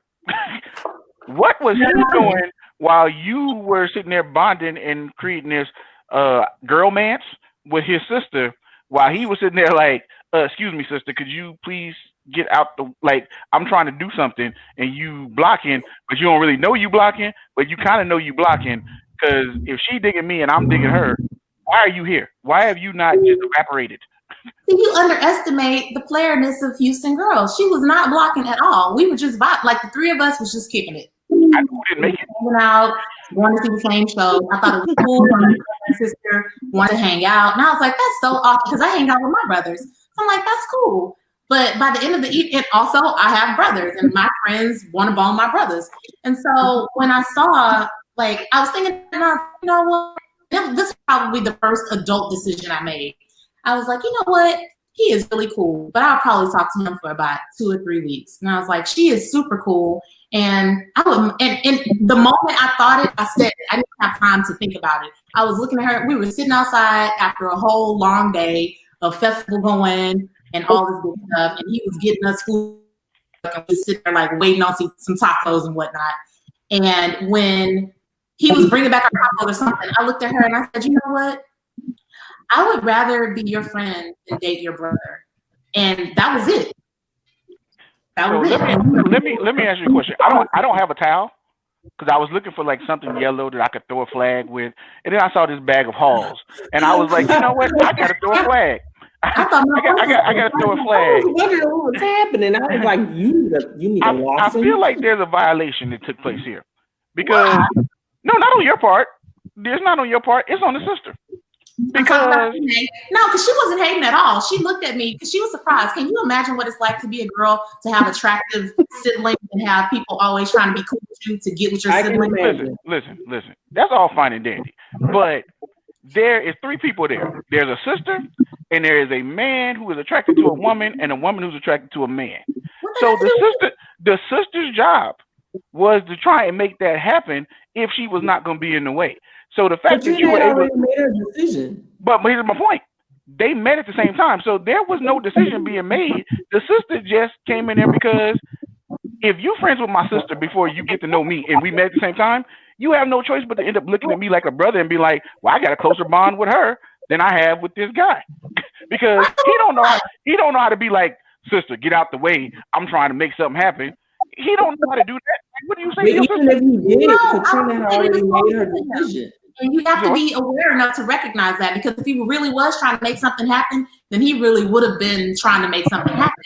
But he was cool. Even if you were, Katrina got a whole lineup. And I didn't have the wherewithal or the presence of mind to consider that. Like, you gotta recognize when somebody is like, I might have been interested in him, but I wasn't getting those vibes back. If I was, it would have been what it was. I mean, yeah, he would have definitely been DTF. Like, so let me say this. As a guy not from Houston and not from the South, one of the things that I have realized being down here from the time I moved here is the level of aggression that happens in the South doesn't happen on the West Coast. Like, you might be like, hey, I'm interested in this person, and you might hang around them a little bit, but like, you're not going to just push your sister out the way and be like, hey, you blocking me, get out the way. You saying he wasn't aggressive enough. I'm like, well, how aggressive was he supposed to be? I didn't say that. I don't know why you heard that. It wasn't about being aggressive. It wasn't anything. You just gotta keep it real chill. Ain't nobody trying to be thirsty out here. We were just kicking it, and it was like, it was a done deal. We were attracted to one another, and no matter what, it was gonna go down. But then I kind of switched up at the end. I was like, "Ooh, we could definitely get it popping." But I was like, no, because if I get it popping with your brother, then it's gonna complicate the friendship with the sister. And I'm like, you know what? I'd rather be a friend than risk whatever to get it popping with this dude. And that's what I did. Let me ask this question. I'm gonna ask this question and I'm gonna back away and let the ladies talk about this because I feel like I'm mansplaining. But essentially what you're telling me is a dude that may or may not have the potential to be a life mate was thrown aside. I'm not saying that. You don't know until you actually give the person a chance. Okay. Then my thing is that's fine. If you know 100%, then that's different. But I'm saying that it sounds like he didn't even remotely really get an opportunity to be himself outside of his sister being there to say, well, she didn't really care what happened, so she's just going to be herself and have a good time. And you chose the friendship over a potential mate. But now, don't get me wrong. If he was just going to be a jump off, then he was just going to be a jump off, and that's fine. But apparently he did not show enough, I'll say, fortitude about who he was as a person to have any value past this meet off that we met this brand new person. So you maintain the friendship, but not the guy. So I get it. I certainly hear you, but my experience has taught me that in that situation, there was a higher likelihood that I was about to jump off. And listen, look, I'm gonna just keep it 100. That's not how we get down over here. I call you, you don't call me. But like, I realized that, yeah, he would definitely want to hook up, but there wasn't, it wasn't like, oh my goodness, we're faded, and it wasn't like that. It was just like, yeah, there was attraction, there was definitely sexual attraction, and I was like, I could bone anybody. I'm not gonna waste this, I'm not gonna waste an opportunity to be friends with this girl. And you have a sixth sense about these things. And I'm like, you know what? She is really cool. And like I said, it was the most adult decision I ever made. And second, it was one of the best decisions I ever made because now I have a friend, like a lifelong friend. I'm talking, we have like survived a drunken fallout. Well, let me say this. I know the look on the face of Bobby, so I'm gonna let her go ahead and say something because I've seen that look before. So that's the face of I got something to say.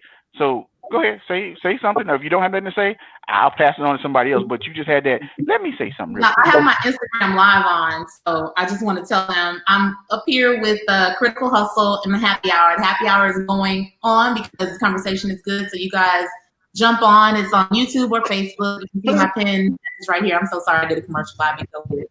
No, you're fine. I have just one brief thought, which was, I mean, clearly it worked out for you, so you made the best decision. I mean, we can't speak to anything else, but even if it didn't work out with him in a relationship, how do you know your friendship with him couldn't have blossomed in the same dynamic you have with his sister? Like, how do you know that you didn't miss out on that friendship? I didn't, because she's my friend and friends. So he's one of my good friends as well. So it's like, I didn't and I'm not like some random ex. Now I'm a friend. I know mom. I know all the sisters. I have individual different places have a whole turn. What's that? Is that me? I don't know who. It was just such a.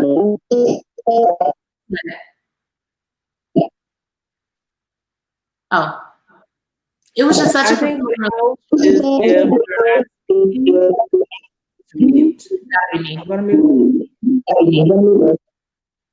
I ended my live. It's not me. Ashley say it's not you. I think it was your live. There is an echo. Yeah, I don't know. Also an echo when I speak, so I don't know. Well, anyway, yeah, I didn't lose a friendship with him. He's still one of my friends, and I can call him just like I can call them. But I gained way more than I lost, and I ain't lose nothing, girl. Let me ask you this: since you guys are friends now, what do you think of him as a person? No, I'm saying, but what do you think of him as a person now that you've gotten a chance to know him? Would he have had potential to make it long term, let's say? I mean, for me, no, but we're also not like that. It's not even a thought right now, but no, because there are other. I was right. I was right. Let me just say that. I'm not saying you were wrong.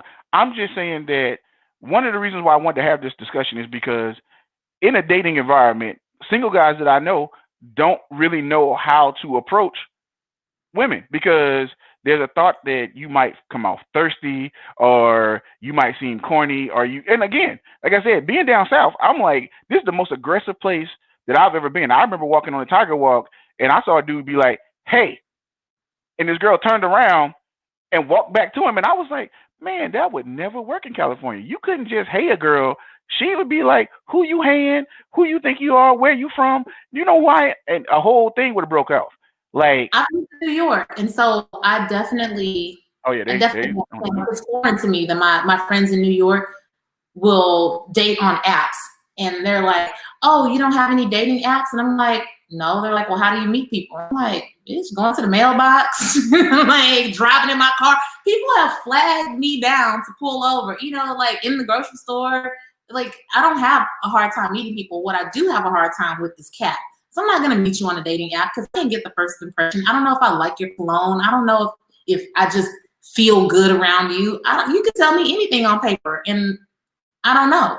And I don't care.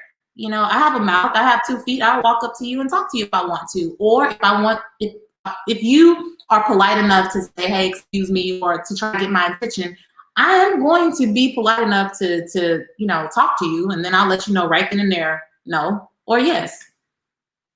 Okay. Well, Carrie, I'm gonna jump to you because I need to see how your reception is. So tell me, from your standpoint, like, what is your experience of the guy coming up to you? And then, Delisa, I'm gonna hit you next because I know you. I know how you feel. You said to describe what is it? I mean, basically how guys approach, because we're talking to Katrina about the fact that, like, she was working a concert and she met a brother and a sister at the same time.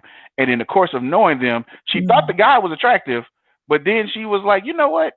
Instead of investigating this attractive guy, I'm really cool with his sister. I'm going to go ahead and choose this friendship over this guy. And I was like, well, you didn't really give him a chance. You just decided I wanted a buddy versus the guy who she says now is cool, but he doesn't necessarily, he may not have been the right person for her. Or let's say this, he wasn't the right person for her. So I'm curious for you in being single, like Katrina said, she doesn't have a problem with guys approaching her. So I get it. In terms for you, because one, I know you're from California, but I also know you've been in New Orleans. So you've kind of been able to see both sides of, like, my argument is guys in California aren't that kind of aggressive. Like, it's just not there. Like, you really get the, excuse me, I want to talk to you for a second. You kind of come with this, let me be smoother approach versus, hey, look at me. I'm over here. I want to talk to you. So what has been your experience as far as guys approaching you? My experience mostly living down here in New Orleans, this long. It's kind of gotten normal though for me now.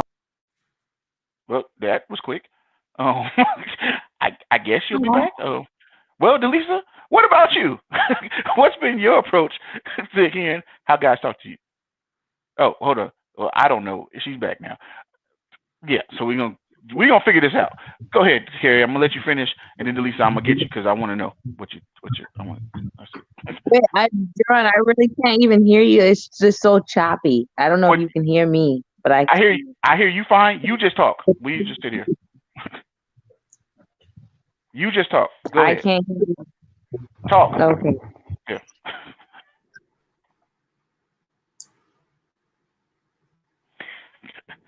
We look so silly right now, and I ain't have enough wine to look this silly. Carrie, you can just talk about your experience. No. Can y'all hear me? Yes. Okay, y'all can hear me. I can't hear y'all though. It's just really choppy. It's just breaking up bad. Okay, but you go. Go ahead. Talk. Okay. So the men here are very aggressive, and it was something I had to get used to. They will grab you, and just I've heard all kinds of stuff come out of a man's mouth. Now there is the ones that have been more respectful and try to come at you, more respectfully or not so aggressively. But for the most part, living in Houston, and then living here, but before that, I was really a teenager. I wasn't really worried about men. So actually, the aggressiveness is kind of normal to me. It it was scary at first, but it's just kind of normal. It's just something you get used to. Fair. I don't know if y'all heard me.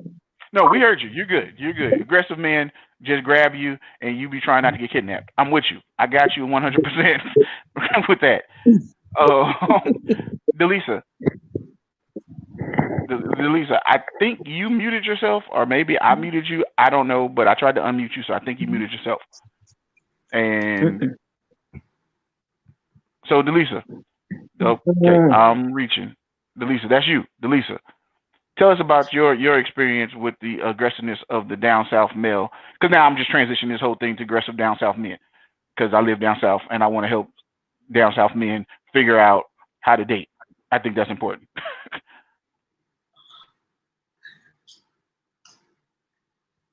You're muted. You're on mute, so I can't unmute you because you muted yourself. And we're okay, Delisa, that's you. I'm gonna just sit here. I'm gonna drink some wine. I'm gonna have a sip of wine, and I'm gonna just let this work itself out. Okay, go ahead. So I'm gonna step in here. She's back. Go ahead. I don't find Southern men to be necessarily aggressive. I'm off mute now. Yeah, go ahead. Can you hear me? Yes.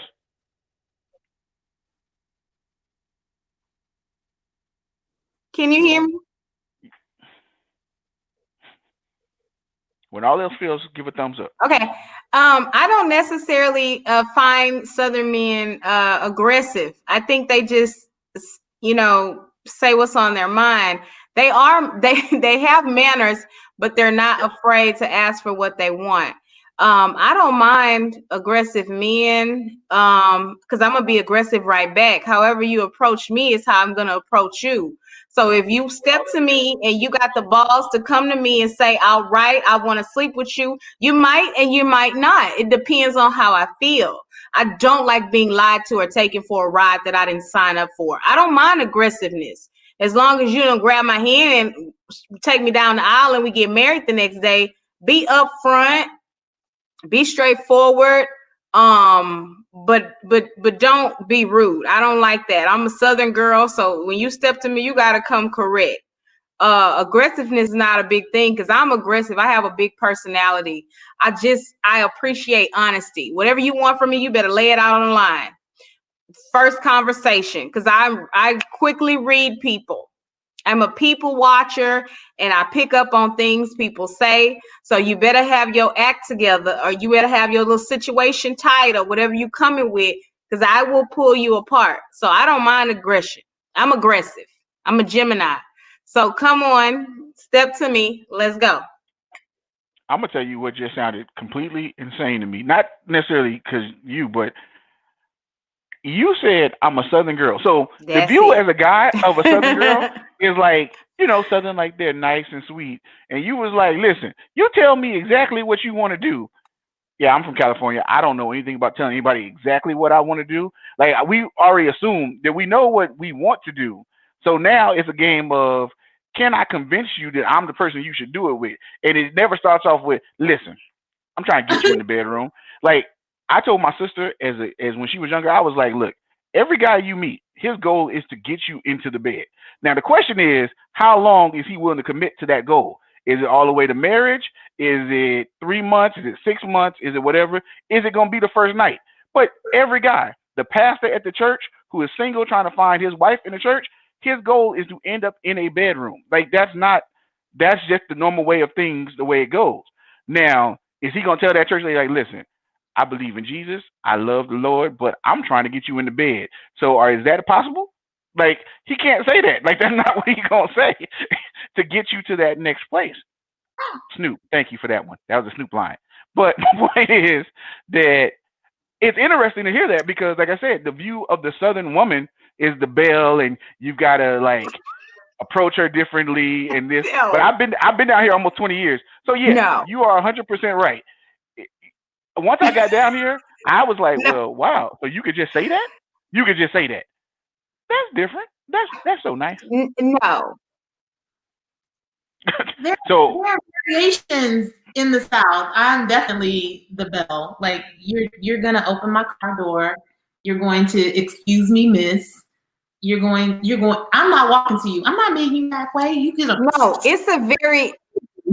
Wait, let me stop you there. It's a very thin line between that. You have to have your manners about you.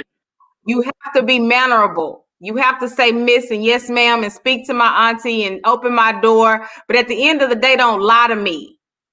Yeah. Okay? Be upfront and honest. If you're just looking to have a good time, I'm a good time gal, you know.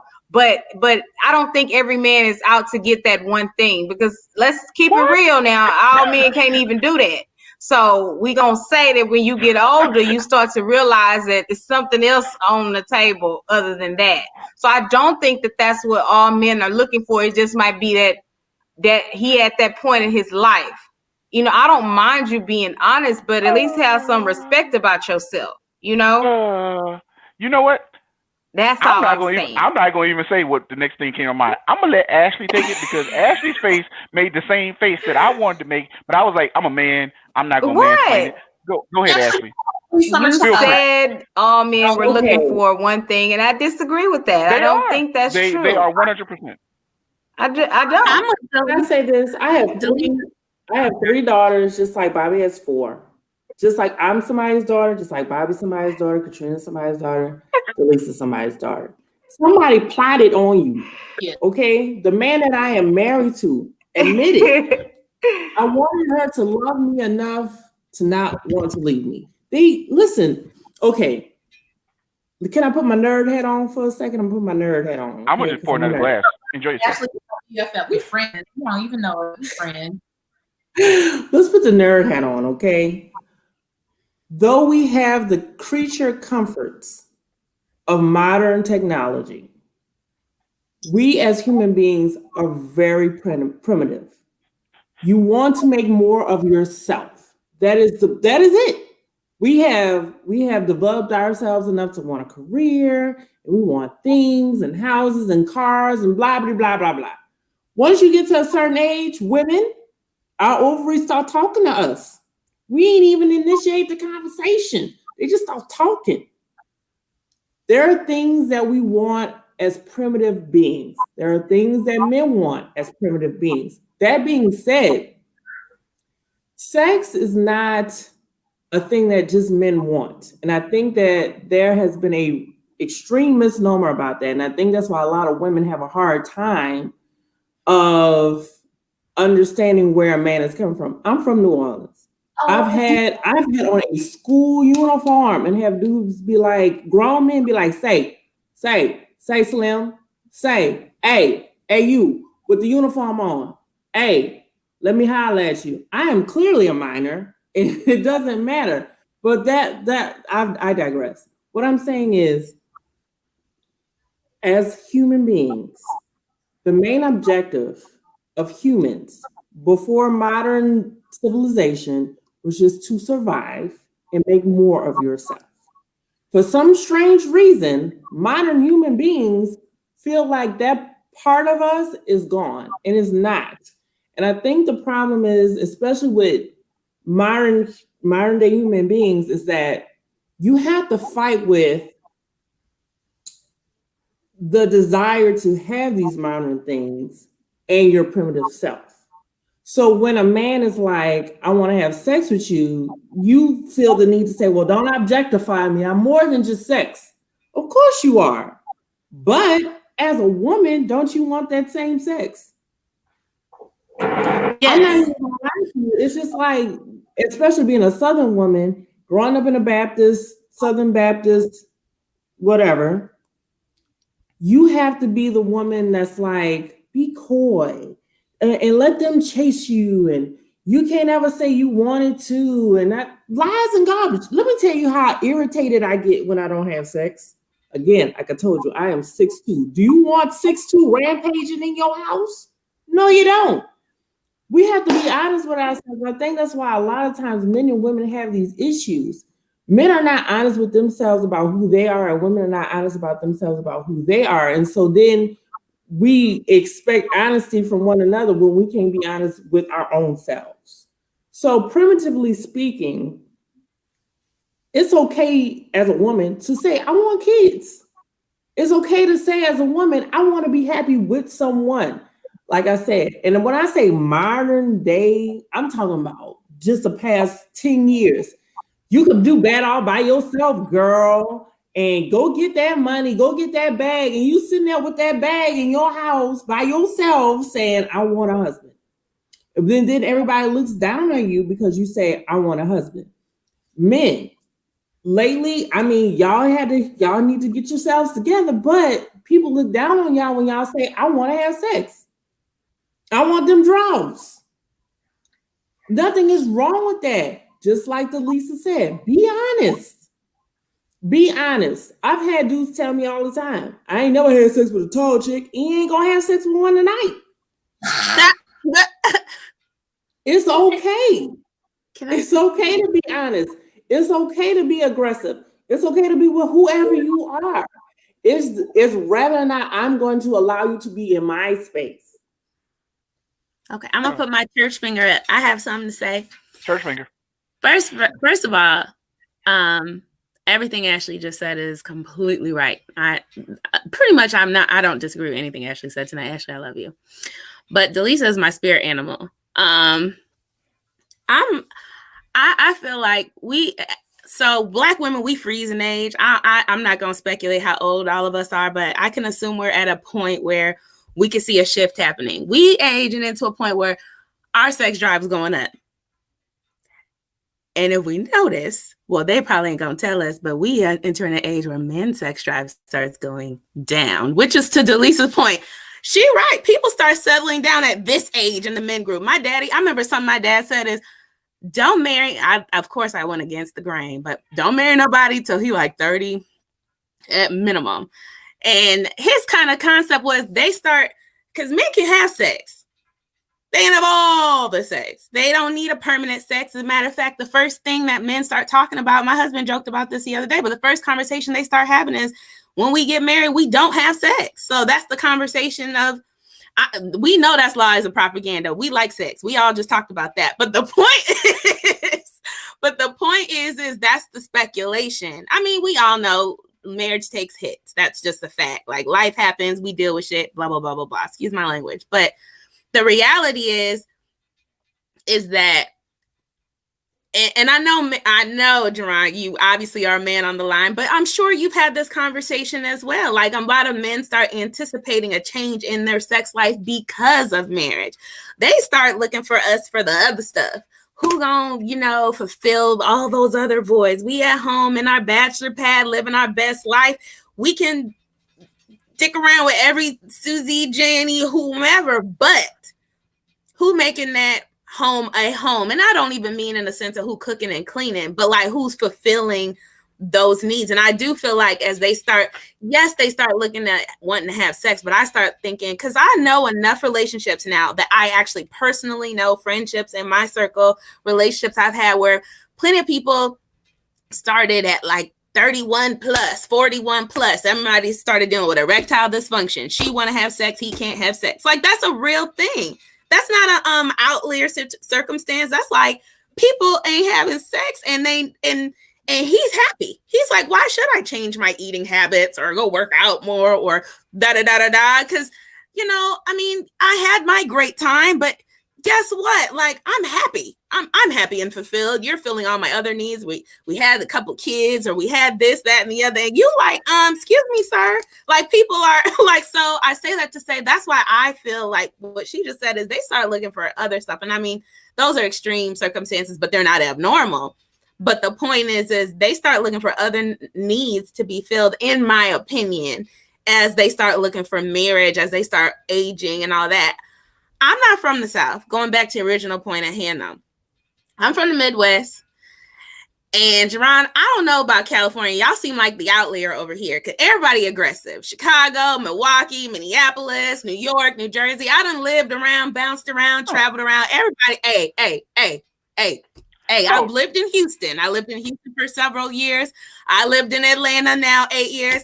Everybody approaching Lil Mama. Excuse me. So let me I've had niggas get in the car. Get in the car. Excuse me. Let me just. Like, remember in the days we had to lock the car manually? Don't forget to lock your car because people just in that mud. Like, get out. Okay. And I mean, that's the level. Let me say this one little bit to this aggression thing. Yes, men are aggressive everywhere.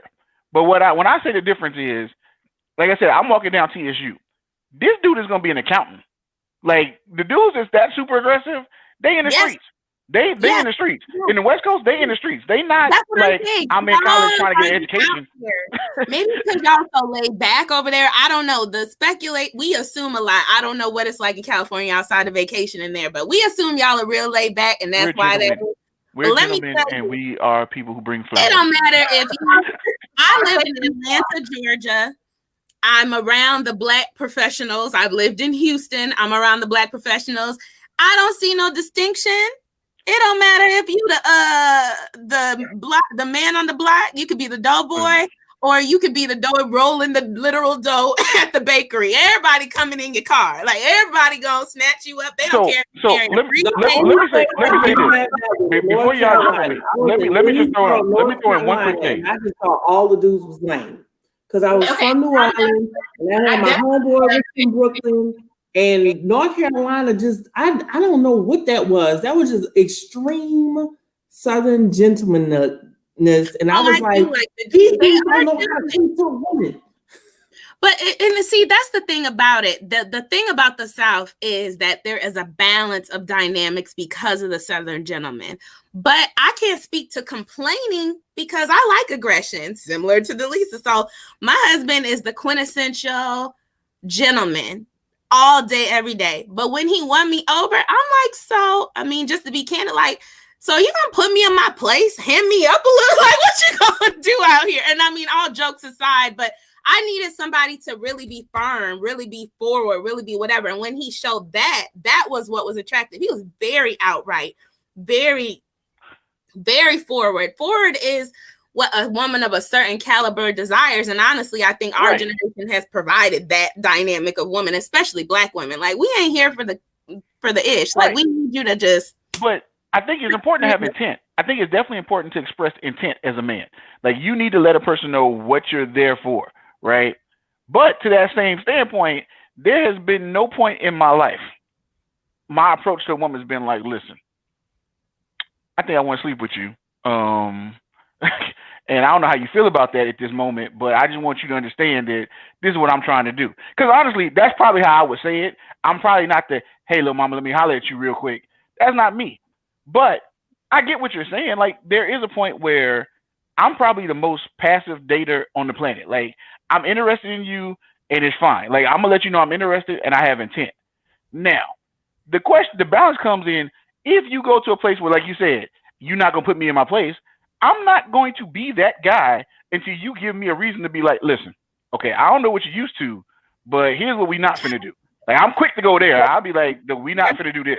So at that point, it's all about context too, though, right? Because they need to. That's where being a gentleman comes into place, because you have to know boundaries, balance, how to handle, how to deal, but how to maneuver, in my opinion. But in general, like you just said, there's plenty of women who, when I was single, the conversation was like, if he just wanted to have sex, I wish he would have just said so. Cause like, boom, we could have been buddies over here. I don't have to deal with you. We don't have to entertain, like spending money on drinks. We don't have to wine and dine. You could have hit me with a young text. I showed up. You showed up.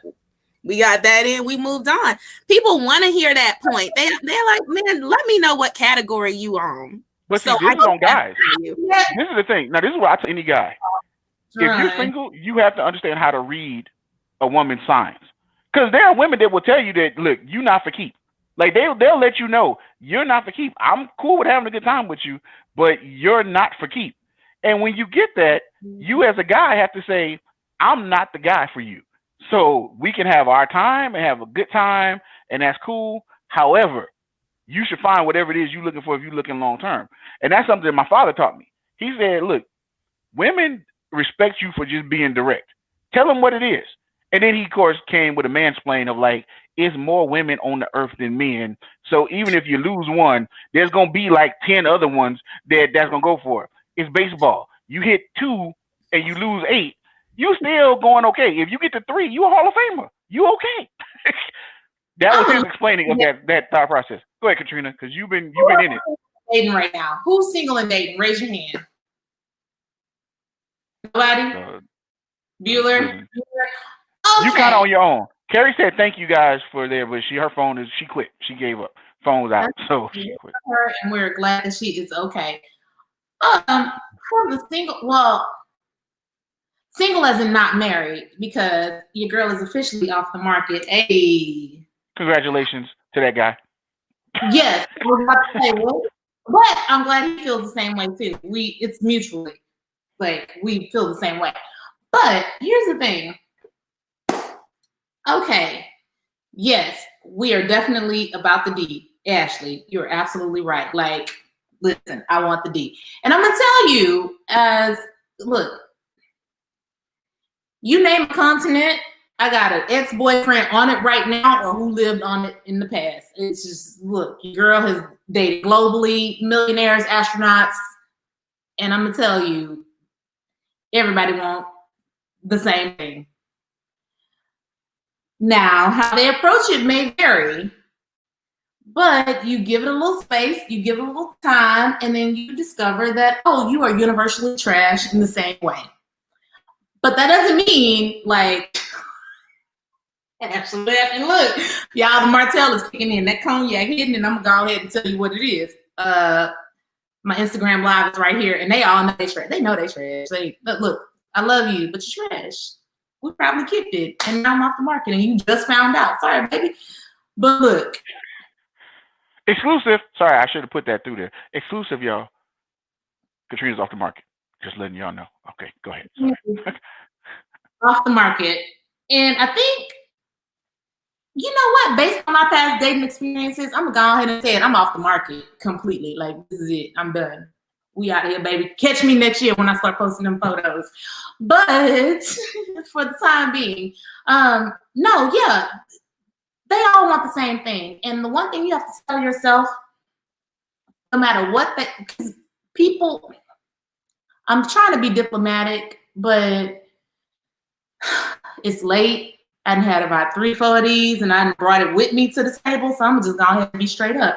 Dudes be trash. You know what I'm saying? They just want the same thing, and they gonna lie to you. They gonna do everything. I'm gonna tell you one thing: ain't nobody kicking you out of bed. No matter what he say, he's not kicking you out of bed.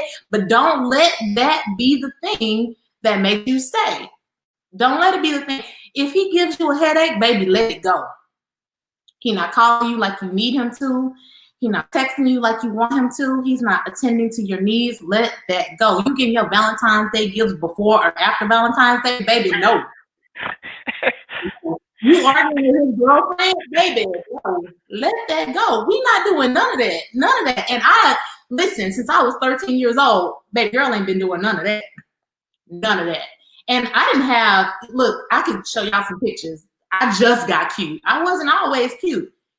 I just got here, and it wasn't like, you know, it was a lot of things involved in that, but mostly I just didn't know that, you know, whatever. Pretty is not a personality in my family, so it don't matter how you look. You got to have a personality, and pretty is not a personality, and thank God, because I just got pretty like 3-4 years ago. This is new, and this is a new experience, because now I'm irritating to people because I have a personality and I'm smart, and people be like, why she's so extra? No, I just got cute.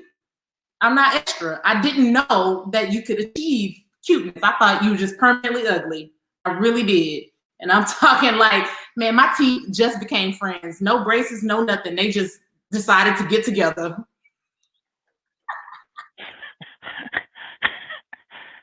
I wish I was lying. I am not lying. They was just woke up one day and they was like, we're a team. And I was like, yes. You know what I'm saying? And I helped it out a little bit with the blonde and the green eyes, but you know what I'm saying? But the rest of this, I just woke up like this, honestly, because I don't care. And you have to not care about certain things. You have to not care about what that other person thinks of you. You have to know what you want out of whatever relationship. And I mean, that first smart decision I made was telling old buddy, telling homegirl, I'd rather be friends with you than date your brother. That was one of the first smart decisions I made. The second smart decision I made, I was talking to this clown, and man, he was giving me the blues. Like, he was so fine. And I ain't gonna lie, I was sprung on the D. And I was like, man, look, I understand him. I get him. We can work this out. And I was like, you know what? He don't like me enough. And the minute I had that thought, you ever broke up with somebody you don't go with? That's me on that level. I called this dude and I was like, hey, look, you don't like me enough for me. And so we're not going to talk anymore. This man did not go with me. He didn't give any inclination that he wanted to be my boyfriend. He was not trying to be serious, but he would like take those phone calls. He'd call me. He'll tell me I'm fine. He'll bring me water. You know, he'd bring me water. And I'm like, oh, he likes me. No, baby, he don't like you. The old bring you water trick. Right, he don't. And I that just goes with bringing the towel.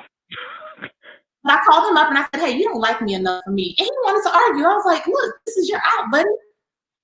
Ain't nothing to argue about. And he was trying to argue. And I was like, see, this is exactly why we're having this conversation. You are a headache for me. He said, are you thirsty? He was like, can I say something real quick? I'm gonna just say this as a person that's been married for a while. I didn't date a lot. The reason why I didn't date a lot is because a lot of my friends were dudes. All right, so I'm gonna say that. Okay. A lot of my friends were dudes. I was a baller. I'm gonna be honest with you. I do have, like I said, the original conversation about the circle of friends. I have my same girlfriends, but when everybody was talking about sew-ins and nails and all that, I was like, yo, you seen that when I was in cross standing up? Oh my God, that was me. I'm still the same way. My husband does not watch sports. like until I explained it to him, like we watching sports. It's not that he didn't know it at all, but that just wasn't his interest. I'm a sports person.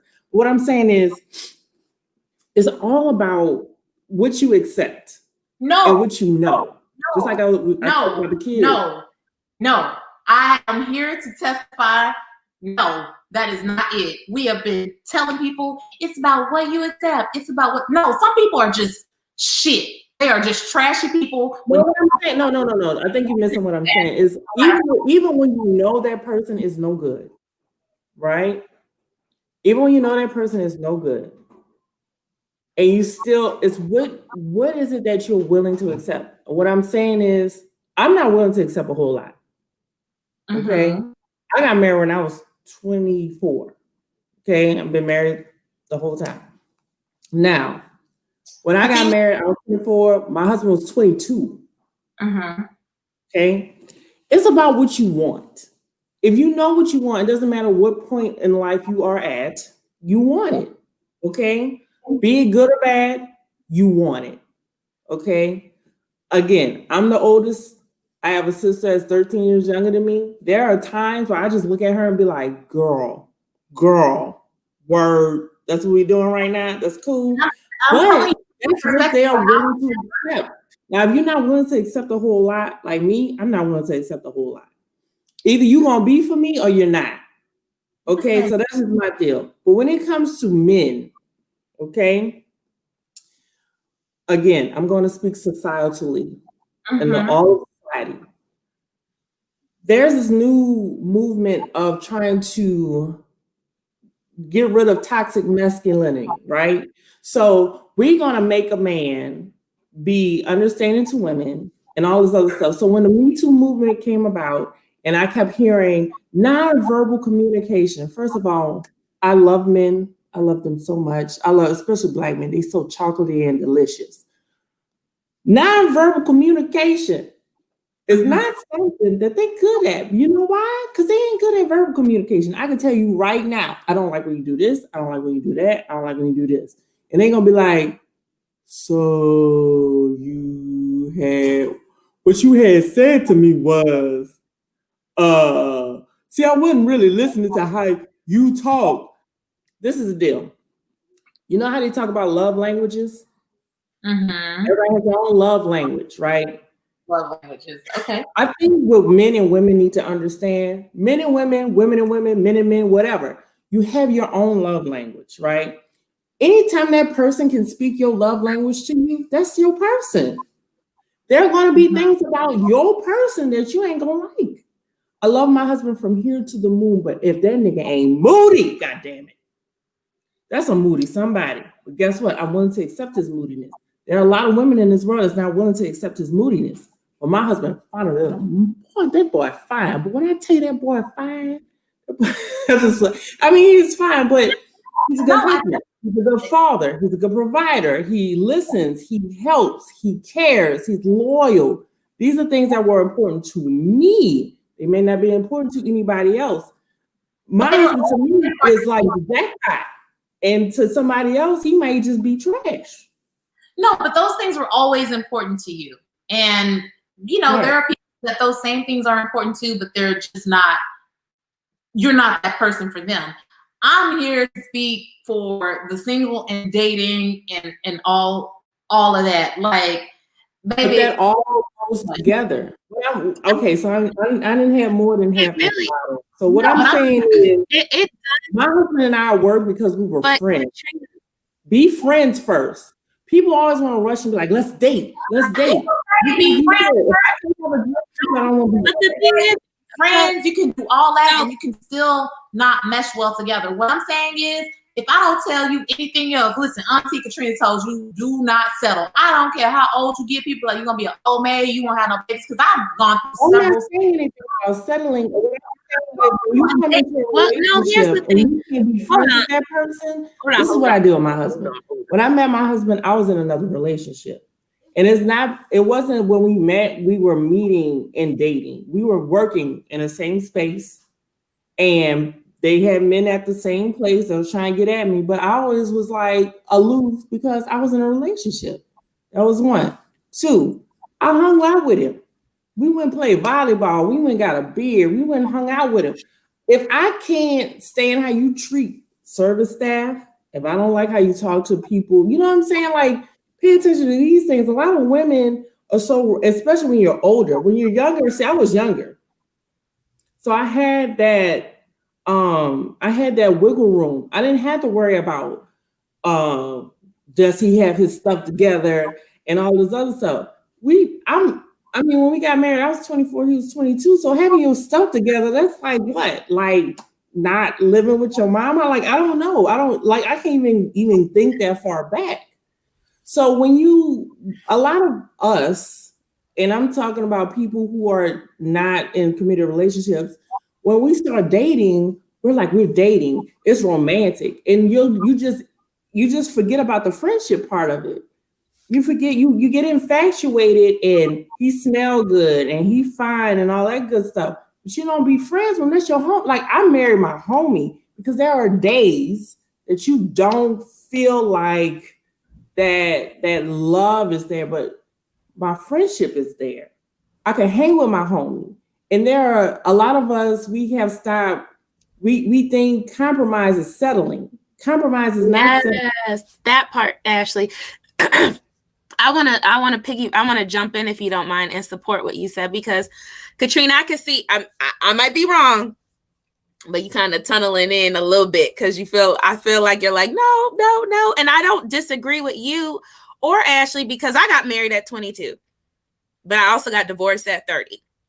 And then I dated.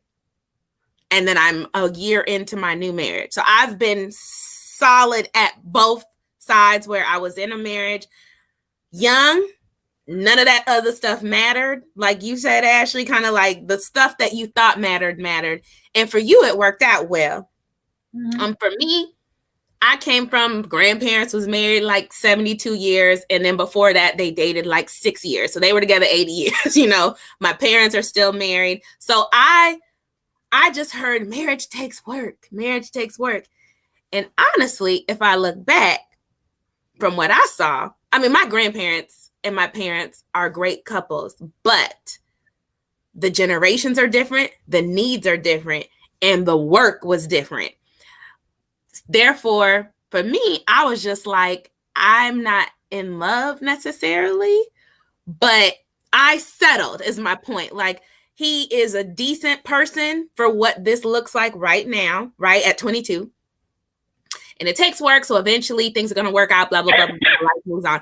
Then I went into a whirlwind that is not to be addressed on this call, but life happened in a way where trauma was real and things went down.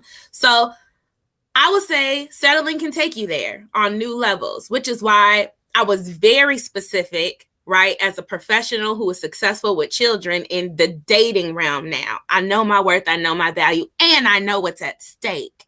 Because I ain't just risking it all for me. Now I'm risking other people's lives in context of somebody who's not even necessarily going to be invested in them potentially. So I get where you're talking about when we come to settling, right? And all those things. So I say that to say, I had to really, I can't speak to you, but I know me and the homies out here, we all had to really embrace therapy in the dating stage, because you have to start realizing what we are gravitating towards. It don't matter. Some people, we all have to ran the gamut of people we dated.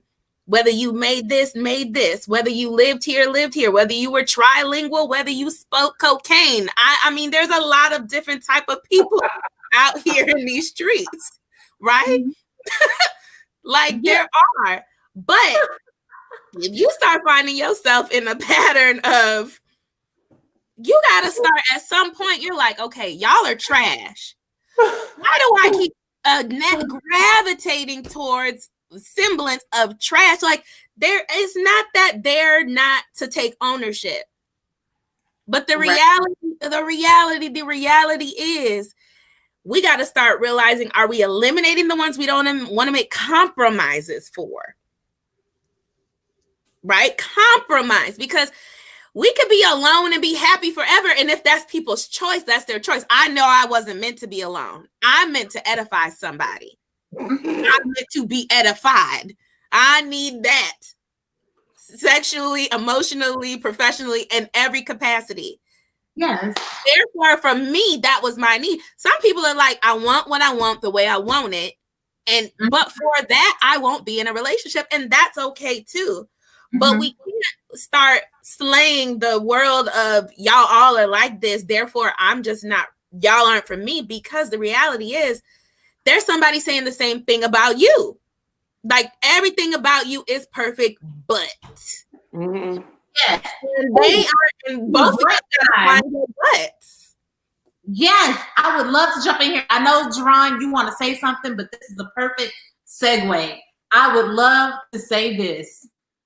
You are absolutely right. There are plenty of people who say, I would love to date you, but you are looking at the queen of I would love to date you, but I'm going to tell you specifically who I don't date. First of all, I don't want to date men with kids. I have dated men with kids, and I tried to fit a square peg into a round hole, and it has been fine. It's not that I don't like kids. I absolutely love kids. And people will ask me, Katrina, why are you single? Why don't you have any kids? I'm going to tell you two things. Number one, I don't have any kids because I'm not married. Not that I think you need to be married to have kids. Not you, but me. I need to be married to have kids because one of the reasons that I am willing to bring a child into this world is that I love you so much that the complete expression of my love is to bring another human being into this world with mine and your personality. The two things in the history of my dating ever that will eliminate you from forever eternity is this. One, can I share a bank account with you? And two, do I want to bring another person into this world that will have a 50-50 chance of having your personality? If I feel like I do not want to be responsible for bringing somebody into this world that could possibly have your complete personality, it's off the table, buddy. If I feel like I cannot share my finances with you, it is off the table, buddy. And I know what people say about me. Oh, she's single because she's crazy. No, I'm not crazy. You crazy. You crazy for dating somebody who gives you headaches. You're crazy for dating someone who takes away your time, who doesn't have respect for your personal existence, who doesn't contribute to your well-being. You crazy. No, I'm not crazy. I am not going to date anyone who I cannot fathom bringing another human being into this world who might possibly get your personality. I ain't gonna do it. Not even their personality, they mama personality, they grandma personality, they daddy personality, they uncle personality, they TD personality, they grandpa personality. I didn't like his mama. I was polite to his mama and she liked me and all that good stuff. But I was like, and I got a whole little gift on their shelf behind me from graduation, which was really wonderful. She did everything Southern. But my first date, when I went to their house and I was supposed to be going there for dinner, she was like, I got there after a full day of school and a full day of work. She was like, oh yeah, you can fry your own fish. I was like, your mama brought me here for a test, my G? Now, I am not one to bring shame to my mom. Bitch. Do you understand the answer that is in New Orleans? I fried my fish while she stood over me and watched me. I fried my fish. I brought my fish to the table. And you know what I did? Because I'm petty. Her son was celibate, and I made sure that was over. And also that I would no longer date her son. Hey, Katrina, you want me to put my New Orleans girl verse on for you? First of all, what you is not about to do is what you not to do to my house, and then you gonna buy your own shit. Why, baby? Let me tell you what's not about to happen.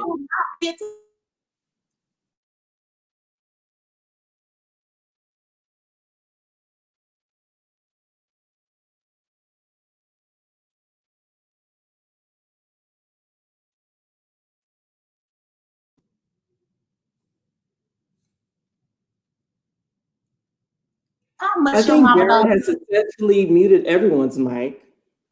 He has wielded his power. I am going to be your mama's friend. She cannot like me till her death, but I am going to be there for her. I'm a clean up her house. I'm gonna wash her dishes. I'm gonna cook her food. I don't care. If I want you and your mama. That's your mama. I want her. Yeah. Having said that, let's get back to some of the things that we talked about acceptance. Look, I already told you. I would love you to have another human being with you. It's over. I don't care. And a lot of guys mistake me for something else because I'm cool. I'm very, very player. If I'm single and I don't have a dude, I still have needs that need to be met. If you're a gentleman and you're generous, like I said, I've dated across the spectrum. I don't care if you have money. You don't matter to me if you are not generous with your money. I've dated very stingy millionaires that I've had to tell that, listen, baby, I don't need what you have because I can do it for myself. Whatever I want, I got for me. And even though you can do for me, but you won't, that speaks to me. And you're not my type. I don't care how much you have. I care how generous you are with what you have. Jaren, I don't think you realize that you have successfully muted your own self. Me? I muted myself? No, Jaren. Oh, good. I'm glad I muted myself because I was like, she is going and I'm talking. And hey, listen, first of all, let me say a couple things. I'm down to this battle's over. So I take blame for muting myself because that was my goal. But I would like to at least express for men a couple things because you guys hit a lot of great points. Yes. So for a guy, like I got married 2 years ago. So I got married late, right? And up until that point, you ask your friends that are married, including Brande, how do you know when you find the right person, right? And when it comes down to it, it's a combination of two things. It's a combination for me was something that my dad told me a long time ago that I didn't grasp until I was like 28, which was if you're honest as a guy, women will always make a decision and they will self-correct to say they can't even be mad at you because you told them from the beginning.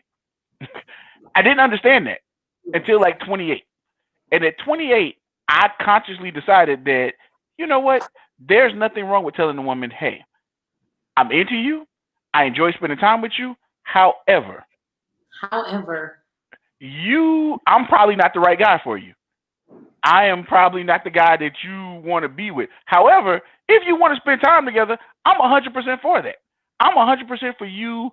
Find the guy that's right for you. However, if you just want to go out and have a good time, I'm 100% for it. I'm there.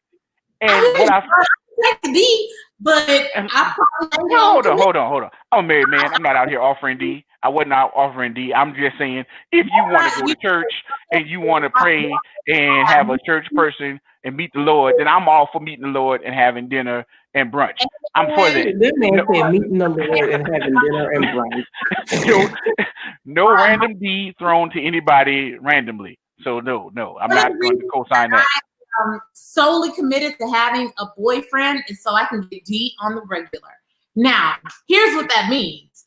When I don't have a boyfriend, I have to be very selective about the distribution of the good. So we just not Welcome gonna back, have Lisa, by the way. We just not gonna have rechargeable vibrators. We can do that now. You know that, right? But I'm a humanist. Remember, I said that. And so, yeah, the vibrator can do what it do, and I can have. Listen. I told you I date gentlemen. So my gentlemen friends who know that they are not at the commitment level that I am, they provide, and I am grateful. They provide all kinds of things like, oh, you want to get your hair done? Yes. You want to get your nails done? Thank you. I don't know them guys. I don't know them. I don't know them at all. Like I don't know them guys at all that's out here paying for random hair. Okay, for me, I have a avid fear. This level of cute and this level of smart and this level of ain't nobody finna kick me out of bed. And also, I'm a genuine person, so I will say this. There are a lot of people who are out to get people. I'm never out to get anybody. I do for myself. I've been working since I was 14 years old. Period. Nothing. I have been working, earning a paycheck with a whatever on file with the government since I was 14 years old. I know what it's like to earn my money. What The I government don't owes you now, Katrina. They owe listen, you. the government owes me a lot of money because when I was in college, a bitch paid taxes, and I was like, the fuck. But what I will say is, I am very fortunate to have met a lot of gentlemen who listen. All these conversations they be having on the internet about $200 days, bitch. What is you talking about? Like, of course he gonna pay for your date. What are you talking about? What do you mean? Like, oh, he didn't pay for the date, I paid. Not to say that I have not been there before, but at one point I was like, oh no, I'm too cute to pay for dates. Yes, I said that. Yeah, I said that to myself. Oh, I'm too cute. I am too cute to pay for dates, and I stopped bringing my purse. So let me say this. Let me jump in.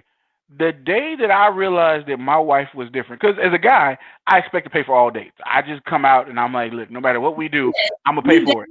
The second date, let me tell you as a guy, this is what happened. The second date we went out, check came, I go to pay for it. She was like, no, I got it. And I was like, no, it's fine, I got it. And she was like, no, I got it. And the moment hit me in my mind, like, wait, is she paying for the date? You know what? Let me stop and fall back for a second. When I tell you that every friend that I have that breathes air in America, I was like, bruh, she paid for the date. Like, I've never had that happen. She like literally. I know that this is a moment for you, but I'm gonna tell you two things right here. When I was 19, consider that I had been providing for myself since I was 14 years old. By the time I got 19, I was like, am I sending off whole vibes? Like, I didn't have anyone to tell me that men just want to bone you. Also, I didn't have anyone to tell me that, hey, baby, you're cute. Like, nobody told me that. No one said, hey, you cute. You don't have to, whatever you think you need to do, all you have to do is sit still and be quiet. I had no idea that I was a 10. And I'm gonna say it right now.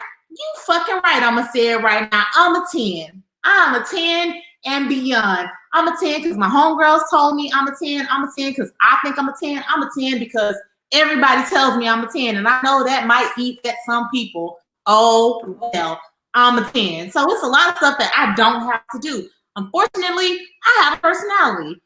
And that rubs people the wrong way. Like, bitch, how you gonna be a 10 and have a personality and be smart and be about that paper? Oh, well, because looks are, they can come and go. I didn't have anything to do with how I look. I just told y'all my teeth became friends when I was in high school.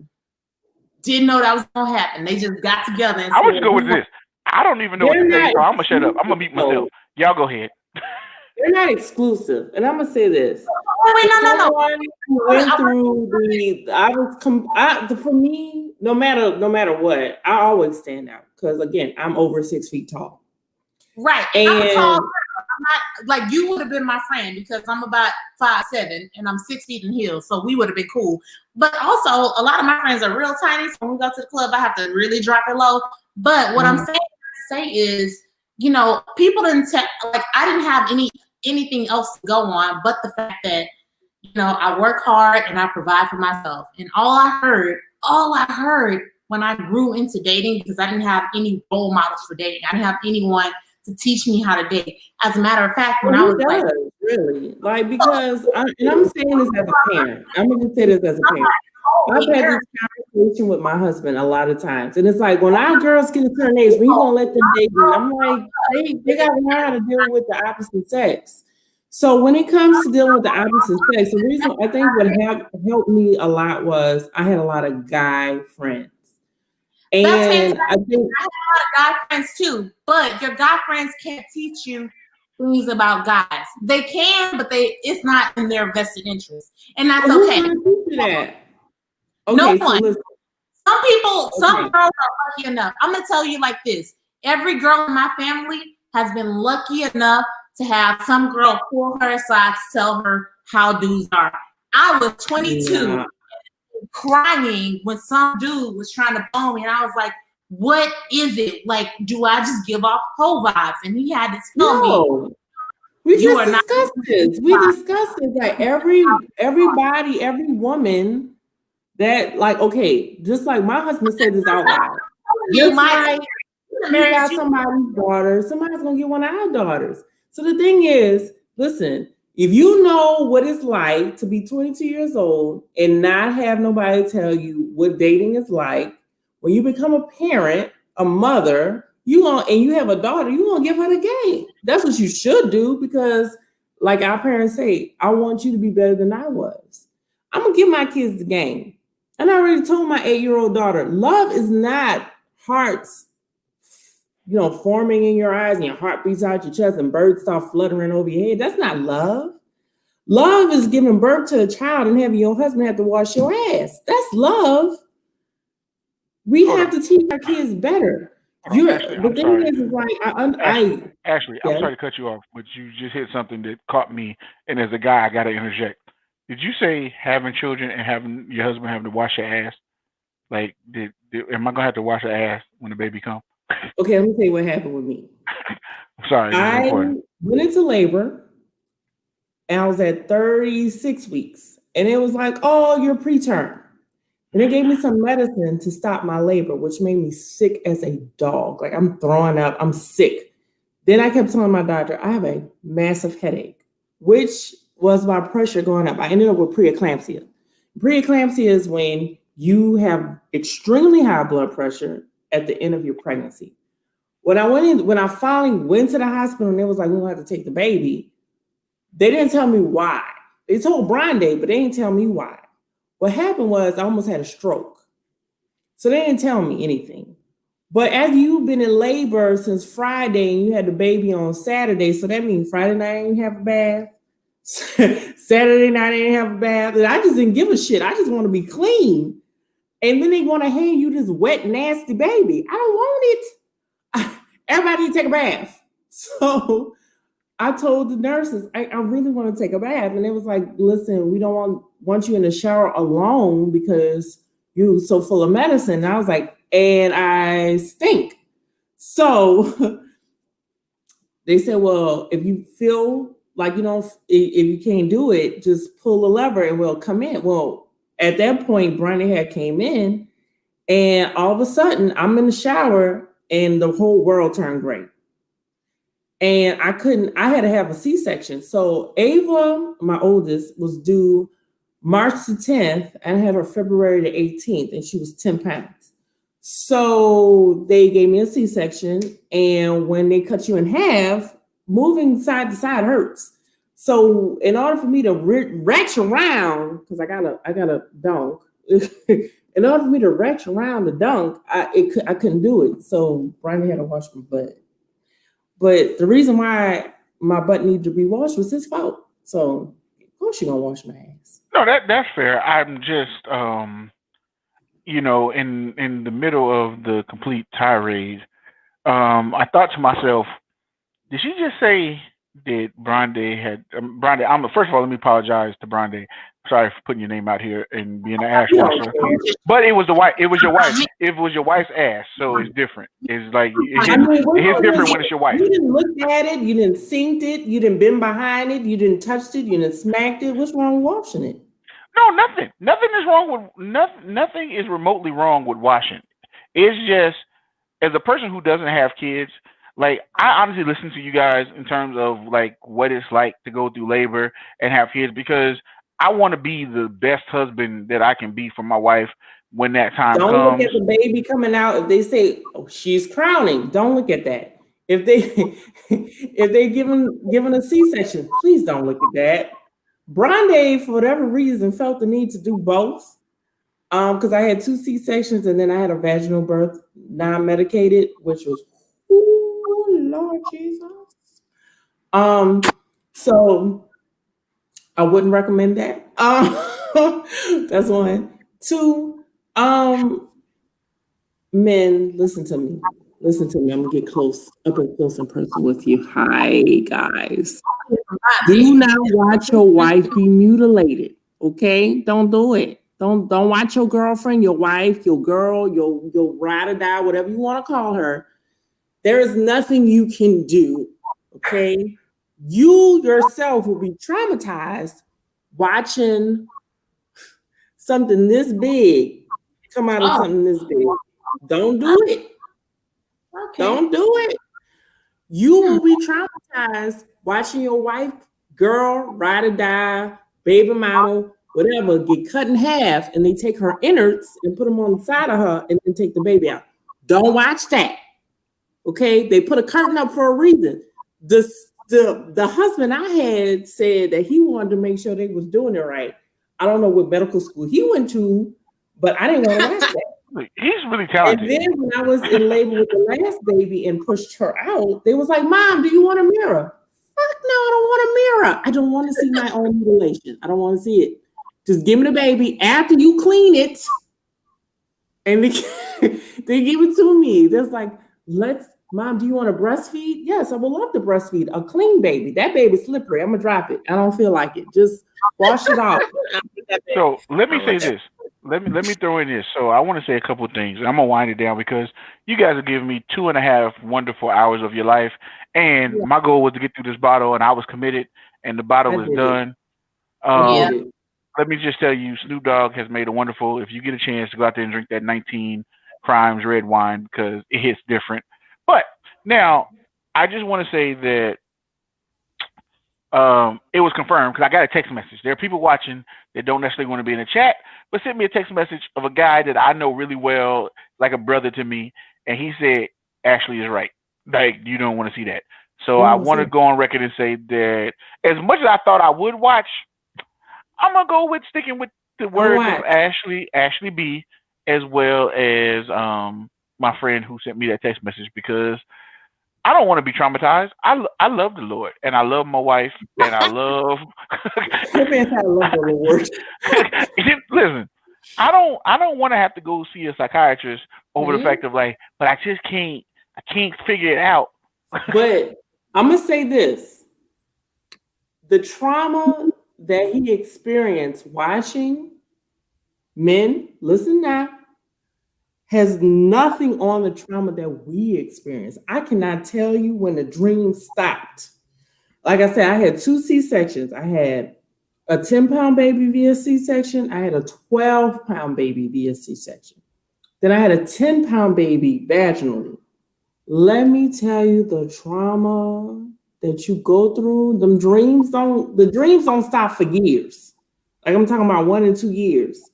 And you sitting there thinking, listen, what Katrina? Katrina, if you don't want to have no kids, I don't blame you. Girl, right. I had all natural herbs as well, no medicine, and it's no joke. Hey, everybody ain't able to do it. I want to have kids. So I'm glad you invited me into this conversation because I want to say 2 things. One of the things my family always asks me, they have stopped asking me because I'm going to tell you 2 things. Number 1, I decided when I was about 7 years old that I wanted to be a writer because I knew that a computer could not put me out of my job, that I could work from anywhere in the world and be a writer, which meant that I could be married to any guy who did any job and I could still earn a living. That was important. At 7? Damn, you ridiculous. I didn't know it, but I figured it out. But the second thing, yes, I want to have a kid, but I have some strict criteria for having children. Number 1, I have to be so that I want another human being that can possibly have your personality trait. If that is not a thing, I'm gonna cut it out right quick, real fast. Number 1, I don't want to have a blended family. I am a child of a blended family, and I know I don't want to put nobody else through that because you know what it's like to have to go from Thanksgiving to Christmas to Mother's Day to I don't know. No, I don't wish that on anybody. No, because I'm single. Don't wish it on anybody. Well, let me say this. I do want to, Katrina. Katrina, I want to jump in because I want to get Bobby's perspective on this of just having children. I'm probably gonna wind it down now because, like I said, you guys are giving me almost 2 hours and 45 minutes of your life, and there's nobody more thankful than me. Like I feel like an orphan who just got adopted by a family. I really appreciate. I feel like all of you are my daddy Warbucks, and I mean that honestly. It gets no better. It gets no better than what you guys have given me over the last 2 hours and almost 45 minutes. But Bobby, go ahead.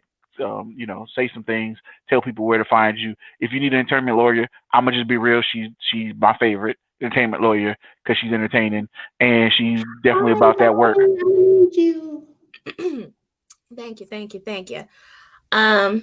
Wait, you told me a lot of instructions there. It's midnight. Oh no, I'm just saying, like, I know Ashley talked about childbirth, and I know you have 3, and I know that you had at least 1 good glass of the peach. I don't know if you went in for a second. I had several shots in the first, so I'm good. Okay, good, because I'm gonna be honest with you.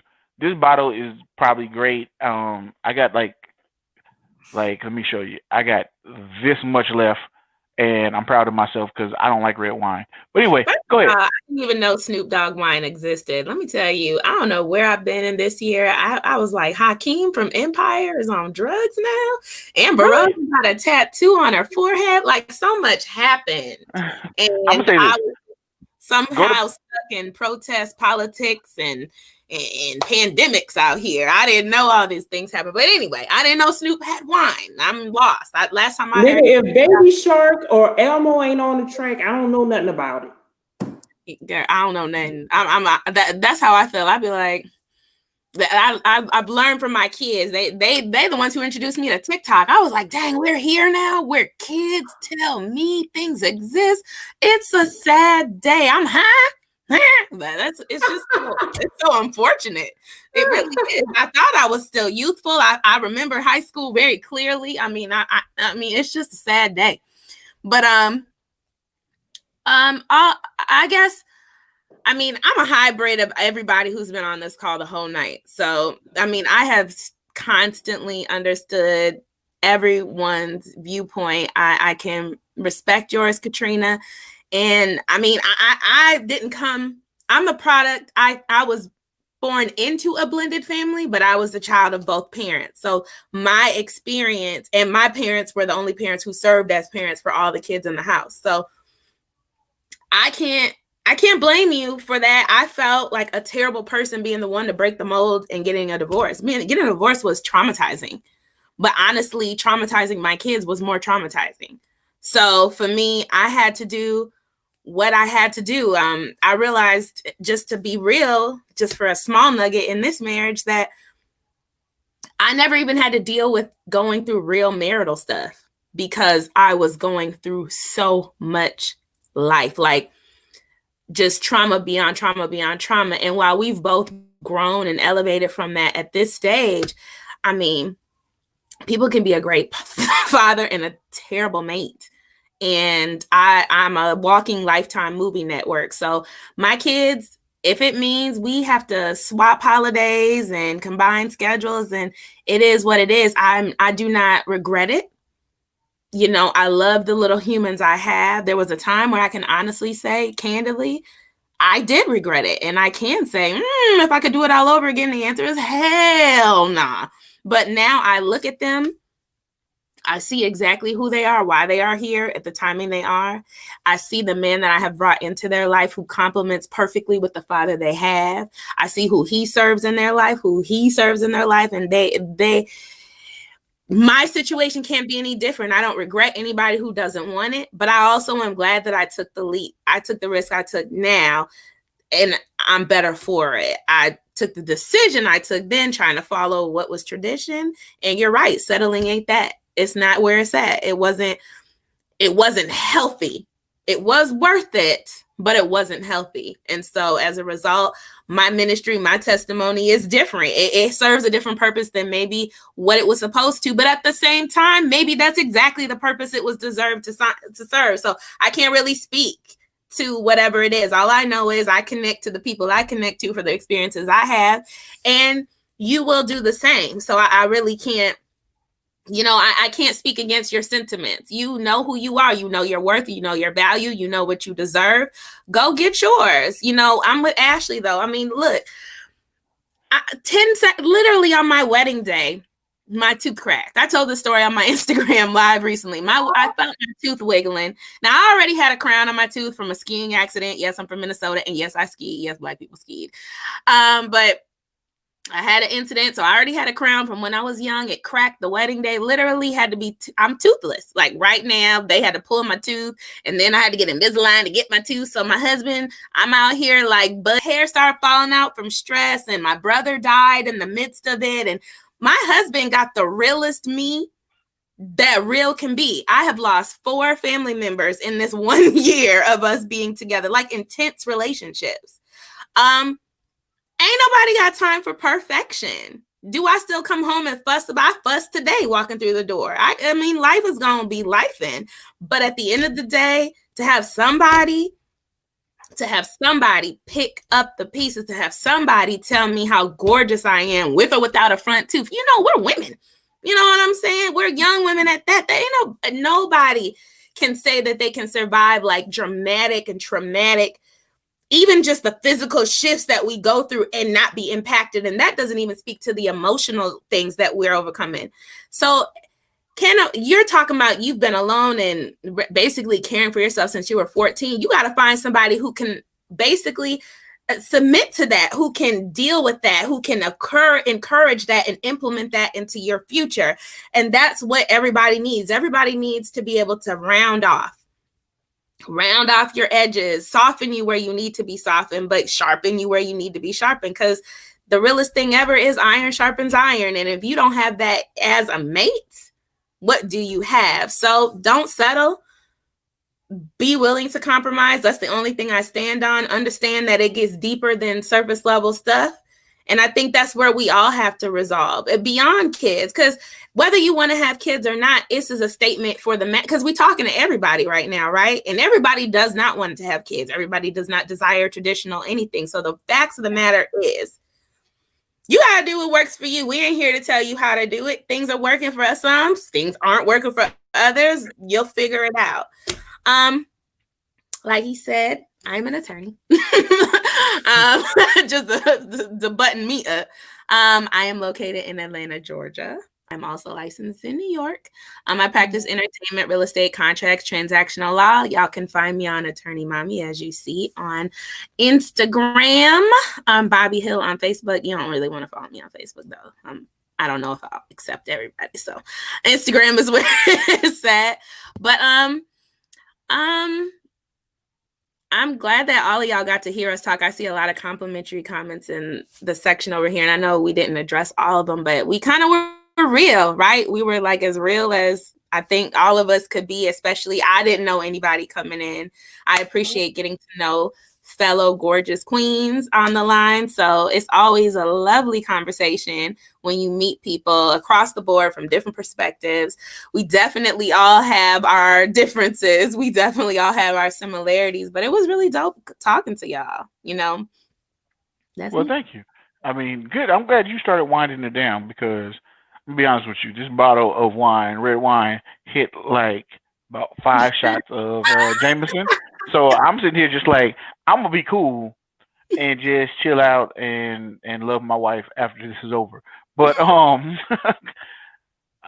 Ashley, you want to let the world know where to find your wonderful comedy? And I'm gonna say this up front, like, check out Mommy Logs. I don't know where it's gonna be, but it's spelled like everything in Louisiana is spelled Geaux, because that's what I believe in. So it's Mommy Logs. Go ahead with yourself. You can find me at Ashley B Comedy. That's Ashley spelled the white way, not the right way. ASHLEIGHB Comedy. I enjoyed every minute of this. It was very self-serving. I'm not gonna lie, because I spent from March 13th until today with my kids or with other people's children, because I'm a teacher. Also, I would like to say, just to button this all up, I am a comedian. I'm a writer. I do sketch. I do improv. I do a lot of things. I write children's books. So, Bobby, I'm gonna need you. And Katrina, I'm gonna need you, because some things about womanhood I'm just not good at. I feel like I'm more. You. I got you. So. I'm also a comedian, so it's been a while since I've done stand-up, so, because COVID, whatnot. I would like to say, just to button this all up, what is for you is for you. Don't allow what society says should be for you to dictate what you take in for yourself. I'm gonna just say that. I think especially as African Americans, and a lot of us grew up in Christian households and things like that, there are things that we need to unlearn, and there are things that we need to relearn. And in order for us to continue to grow as a people, we need to understand why we do the things we do. I'm a very empathic person. I feel other people's energies. I listen to other people, but I'm not a very orthodox person. So a lot of things that I may say may be unorthodox or whatnot. But I would like to say this. As Black women, we deserve all of the good things. We deserve pleasure. We deserve love. We deserve to be admired. We are what drives this universe. Because, I mean, we are what makes the world go round. We are the ones who keep everybody together. We are the ones who take care of everyone. We are the ones who save other people from their own demise. And we deserve all the pleasures, all the good things that this earth has to offer to us. Amen. Including relationships, be them just interpersonal friendships, relatives, or romantically. And as women, we deserve to have somebody come in and compliment us.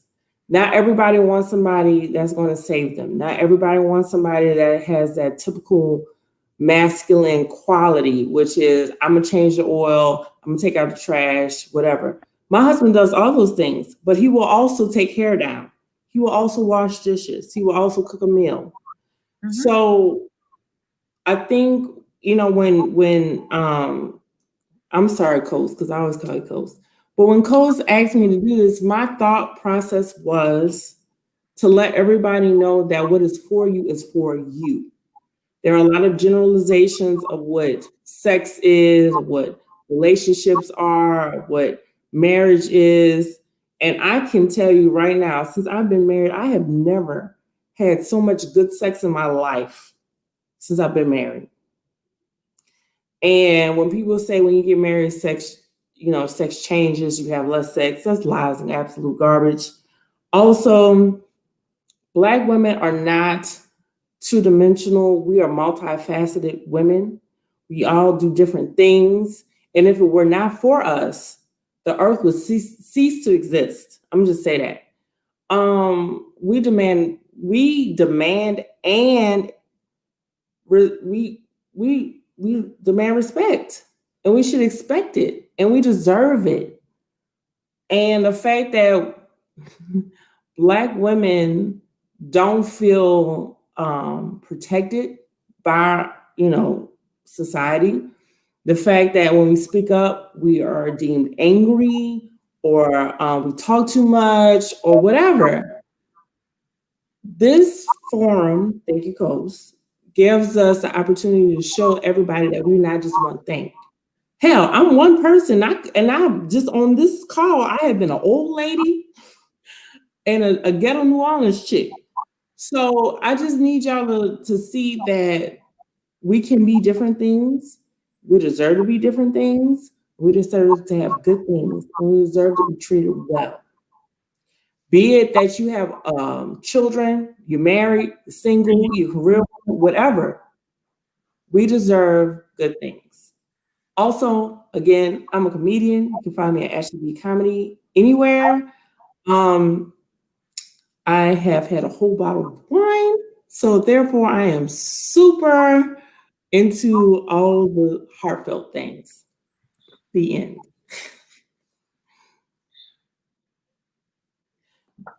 Close, you are still muted, baby. Do you know you muted? And you still muted. Katrina, what do you have to say? Okay, so no, I'm coming in. I won. Go ahead, Katrina. I just want to let you know I won. I don't care how drunk I might be. I won. So No, I you're want to muted say now. I got this. Go on the ahead. call that Ashley, thank you so much for saying what you said. I really appreciate it.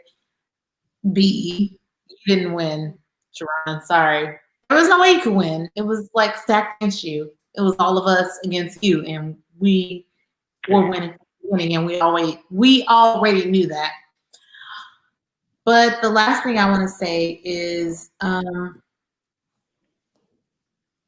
there are a lot of things that you ladies spoke to that it's easy to dismiss me as a part of. You're right. I don't know anything about being a mother. I'm not a mother. I don't know anything about being a wife. I'm not a wife. But I do know about being a human being. And I do know what it's like to have your dreams, your desires, your goals and expectations either dismissed entirely or adjusted to fit into someone else's goals. And I'm not here to speak to the mothers. I'm not here to speak to the wives. I'm here to speak to the women like me who do what you need to do and be what you have to be to be who you think you need to be for the Calvary. I'm going to tell you right now, you are the Calvary. That's it. And the minute I realized that I am the Calvary, my life changed completely. I don't need, well, even if I need or want someone to be there for me to take care of those little things that I need them to take care of, take out the trash, get my nails done, get my hair done, it doesn't matter. I am the Calvary. You are the Calvary. And you'll realize it. Once you think back on all those times where you needed someone to be there for you, and you were the only person who was there for you, baby, you are the Calvary. And you are enough. You are plenty. You are more than enough. And the minute you start to realize that is the minute that you will realize you don't have to take anything from anyone else. He doesn't call you like he needs to, drop him. He doesn't text you like you need him to, drop him. Only take what you want. Take what you need. When he calls you like you want him to, when he is there for you like you need him to be, that's not a fantasy. That's not some pie in the sky dream. That's a real thing. And you don't have to settle. Don't settle. For now, you are the Calvary. You have been the Calvary. You're the Calvary. That's it. Well, I'm going to say this because that is a wonderful message, and it's a great message to end on. Um, what I do want to point out, or want to say, as I lean back on this Snoop Dogg wine, is that one, I appreciate. I don't need to be focused on. I appreciate all of you. Again, giving me your time. The most important thing that I wanted to grab out of this conversation, or this happy 3 hours, was that was that I just wanted to show that there's a dynamic to women that as guys we don't really get to we don't get to go to your happy hours. We don't get to go to ladies' night. We don't get to have the conversations and see like how do women interact. And one of the most important things for me was to take women who didn't know each other and just kind of as an experiment, see how do women who don't know each other take a moment to bond and find common ground. I do the real MVP show for guys about just guys opening up and having conversations because let's be real, all of you have guys in your life, and I'm pretty sure they don't communicate open and honestly with each other. But women always do. Women are always told to express their emotions and how they feel. So I said, you know what? I'm going to open this happy hour with women who don't know each other, and let's just have a real conversation about all of you in different stages in life, and you deal with different things. I didn't even get to. I think I asked 3 of the 8 questions that I had, and it still went wherever it went. Internet, Zeta, and all kinds of things didn't allow it to get as involved as I would have wanted to. But I've already gotten requests from people who've texted me and saying you should do a part 2. I don't know what part 2 looks like because this was 3 hours. So it's almost like, listen, if you guys ever in your life want to dedicate 3 hours to getting drunk and talking on live, then I'm all for it. But I do want to point out that I really appreciate you guys in regards to introducing this idea of a critical hustle happy hour. I want to talk about different subjects, and I thought there was nothing more important right now with all this going on politically and all the other stuff of just saying, hey, you know what? Let's just have a moment where we talk about stuff in general, not like so direct of one thing.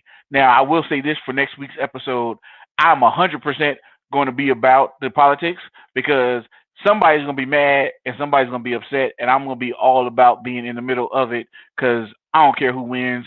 I'm going to get money, and you should get money too. But honestly, I genuinely appreciate you guys because not everybody is about being on social media. Not everybody is about being a personality. Not everybody is about sharing their life experience. And so, the alcohol is, it helps. It definitely does help. And that's why I put the alcohol in there because I was like, hey, we're going to get there. And, individually, Ashley, I 100% thank you for being the person that you are. Hilarious. And I hope everybody, she didn't say it, but when you get to see the word mommy logs, because I say that word, mommy logs, if you get to see it and understand just there's not a person that I've ever seen be as dedicated to Black women understanding how to deal with health, how to deal with their doctors, how to deal with these doctors that don't understand that Black women have a different body. Like there's just a different body. So don't give us that standard information. Whether you're single or married, hey, Ashley is 100% about being a parent, 100% about being funny, 100% about the health of Black women and making sure your doctor doesn't get you killed and get you through the process. Bobby is my personal entertainment attorney. She is awesome. Like I don't really have a lot of words, but she is definitely awesome, and she's a person that will. Most important thing to me about any business thing that I do is that if I have an attorney, I need somebody who's willing to go to bat and fight like I'm willing to fight, or tell me when, hey, you lost your damn mind. That's not really how this is going to work. And Bobby has always been that person. She's probably the reason why this even exists, because she was like, hey, why are you doing these other things? Just put this on YouTube and get people watching. So I 100% appreciate you for taking the time out, as I know how busy you are. Katrina, I'm going to let you talk, but I want to thank you first, because before you talk, I got to thank you, because that's what has to happen. So I thank you for coming in. I'll be honest with you, I didn't 100% know that you was going to just be and just say, hey, look, I'm going to just give it to y'all real. But I think one of the things that's most important about this is I wanted a diverse group so that married women could talk to single women could talk to married women, and it's different perspectives. We didn't even touch on half the stuff that I really wanted to touch on. I definitely appreciate Delisa. I've known her since probably my first year at TSU, Texas Southern University. Everybody go there. Great university. If you're looking for a law school, I'm going to be honest, none better than Thurgood Marshall, but that's just my opinion. Anyway, I think it's very important that I want it to be as diverse as possible, and it's not about race. Honestly, it was just about women having a discussion, and I want to reach out as many people as possible. Truthfully, I probably had more men watching than women, but I'm not gonna lie, I'm a man, and I really wanted men to see this to be like, listen, if you try to figure out how to talk to these women will be able to tell you. If anything that I took from it personally is to understand that.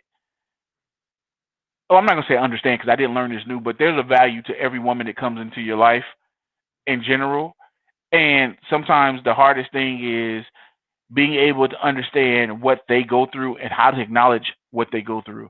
Bobby, I'm probably going to bring you back, to be honest with you, because I really wanted you to talk about just the experience of healing and finding new love. You kind of touched on it, explaining it, but I think that that's just something that's really important. Ashley, you really spoke to the fact of being young and getting married and being able to get through the places. So I'm probably gonna bring you back.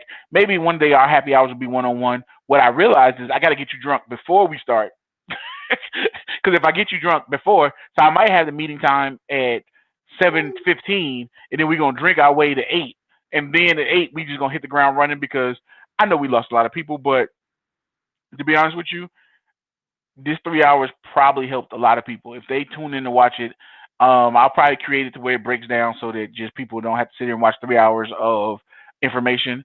But I genuinely appreciate it. And my bad, I left Carrie out.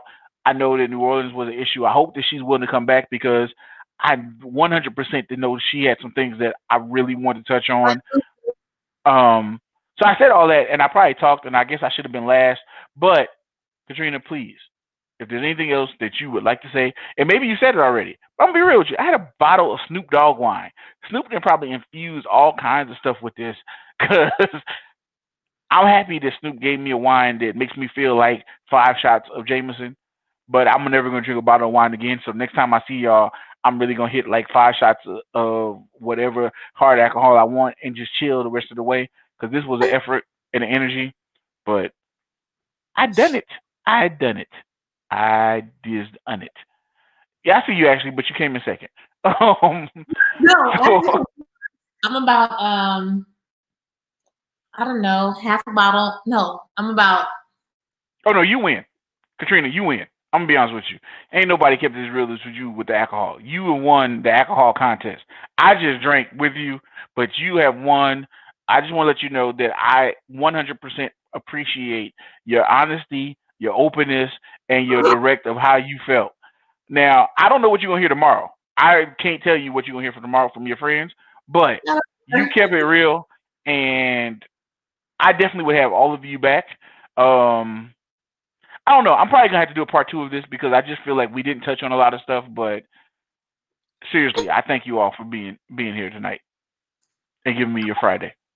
And oh, Bobby and Ashley, apologize to your husbands because I'm pretty sure they were like, and you didn't do what last night?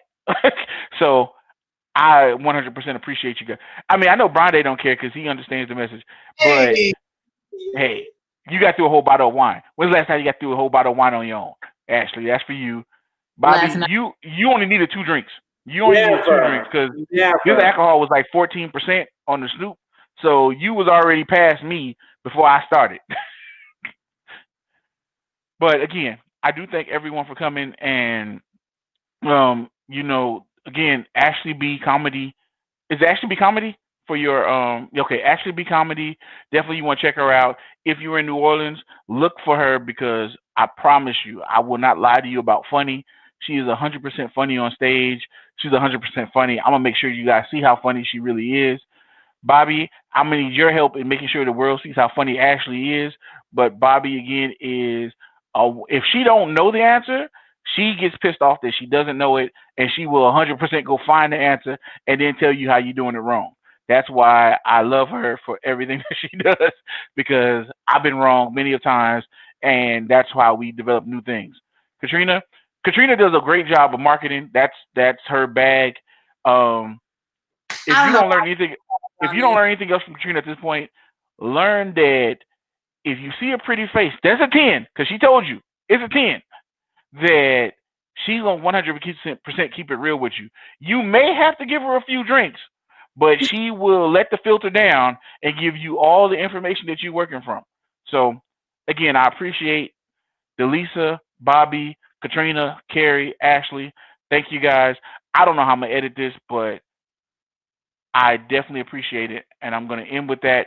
If you guys want to stay in the room, I see a finger up, so apparently Katrina wants to have the last word, and I'm smart enough to let a woman have the last word because that's how you stay married. Go ahead, Katrina, get your last word in. I didn't want to have the last word. I was just saying because you told me that I would have an opportunity to speak that I definitely appreciate you guys being so forthcoming and so open in this conversation. And I know unmarried, no children, whatever. It's easy to dismiss anything that I have to say. But I've loved getting to know you guys, and I'm looking forward to harassing you because some of you will put your text in the chat. So don't act like you don't know me when I hit you up randomly and be like, hey, how does look with this? I'm gonna need you to answer. Don't act new.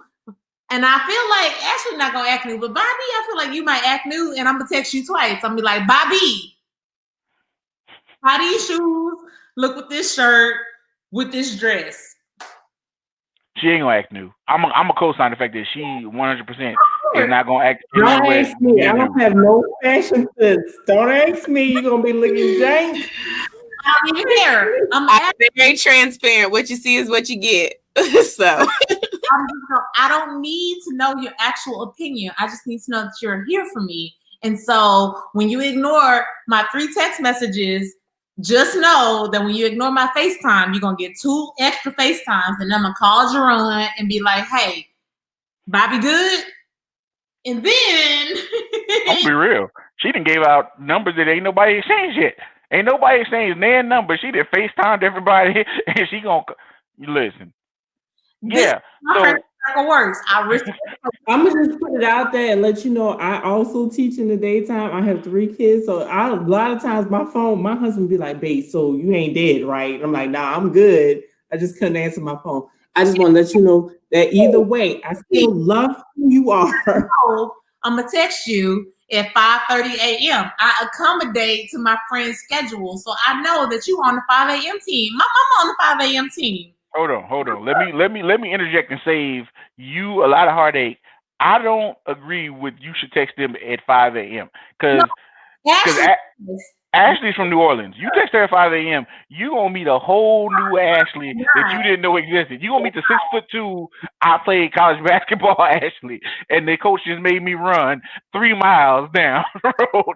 You don't want to meet that Ashley. I've never met that Ashley. I just know I don't want to meet that Ashley. And all I care about is that response, because I'm sitting there at 5 a.m. because I'm up. My mama texts me at 4:59. I'm up at 5. If I'm up at 5, you up at 5. That is what my friendship is like. Hey, good luck to you. Good luck to you. God bless you, and good evening. You get a text at 5 a.m. God bless you, and good evening. I don't even know what to say. I'm gonna mute you because I don't want you to set yourself up for failure. I love you. I appreciate that, but God bless you and good evening. Ashley, anything that you want to say? You muted yourself because you knew that if you responded to that it probably was not going to come out appropriate for her. So I just want to say thank you for listening to Bobby and also giving us this platform to show us Black women as multifaceted. And that we should not have to continue to say that we are multifaceted because we all look different. We different. We all come from different experiences, from different places. I like andouille sausage, and some of y'all probably don't even know what that means. So therefore, that illuminates the fact that we are different. So y'all have a good night.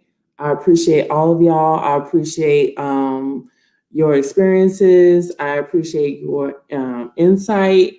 And because that, as a woman, I appreciate all these things. You men need to appreciate it too. I'm just playing. We all need to appreciate who we are, I'm people out here. Our own experiences, our own ideals, our own beliefs. And maybe once we do that, then maybe we can have some peace. I don't know. Sometimes it's okay not to give a shit about what nobody else thinks and just be appreciative of their experiences, their beliefs. And be all right with it. I have eaten, smelled, seen some stuff that I don't agree with because I want to see how someone else thinks, how someone else believes, and whatever. It's an experience. Just experience it and have fun with it. The end.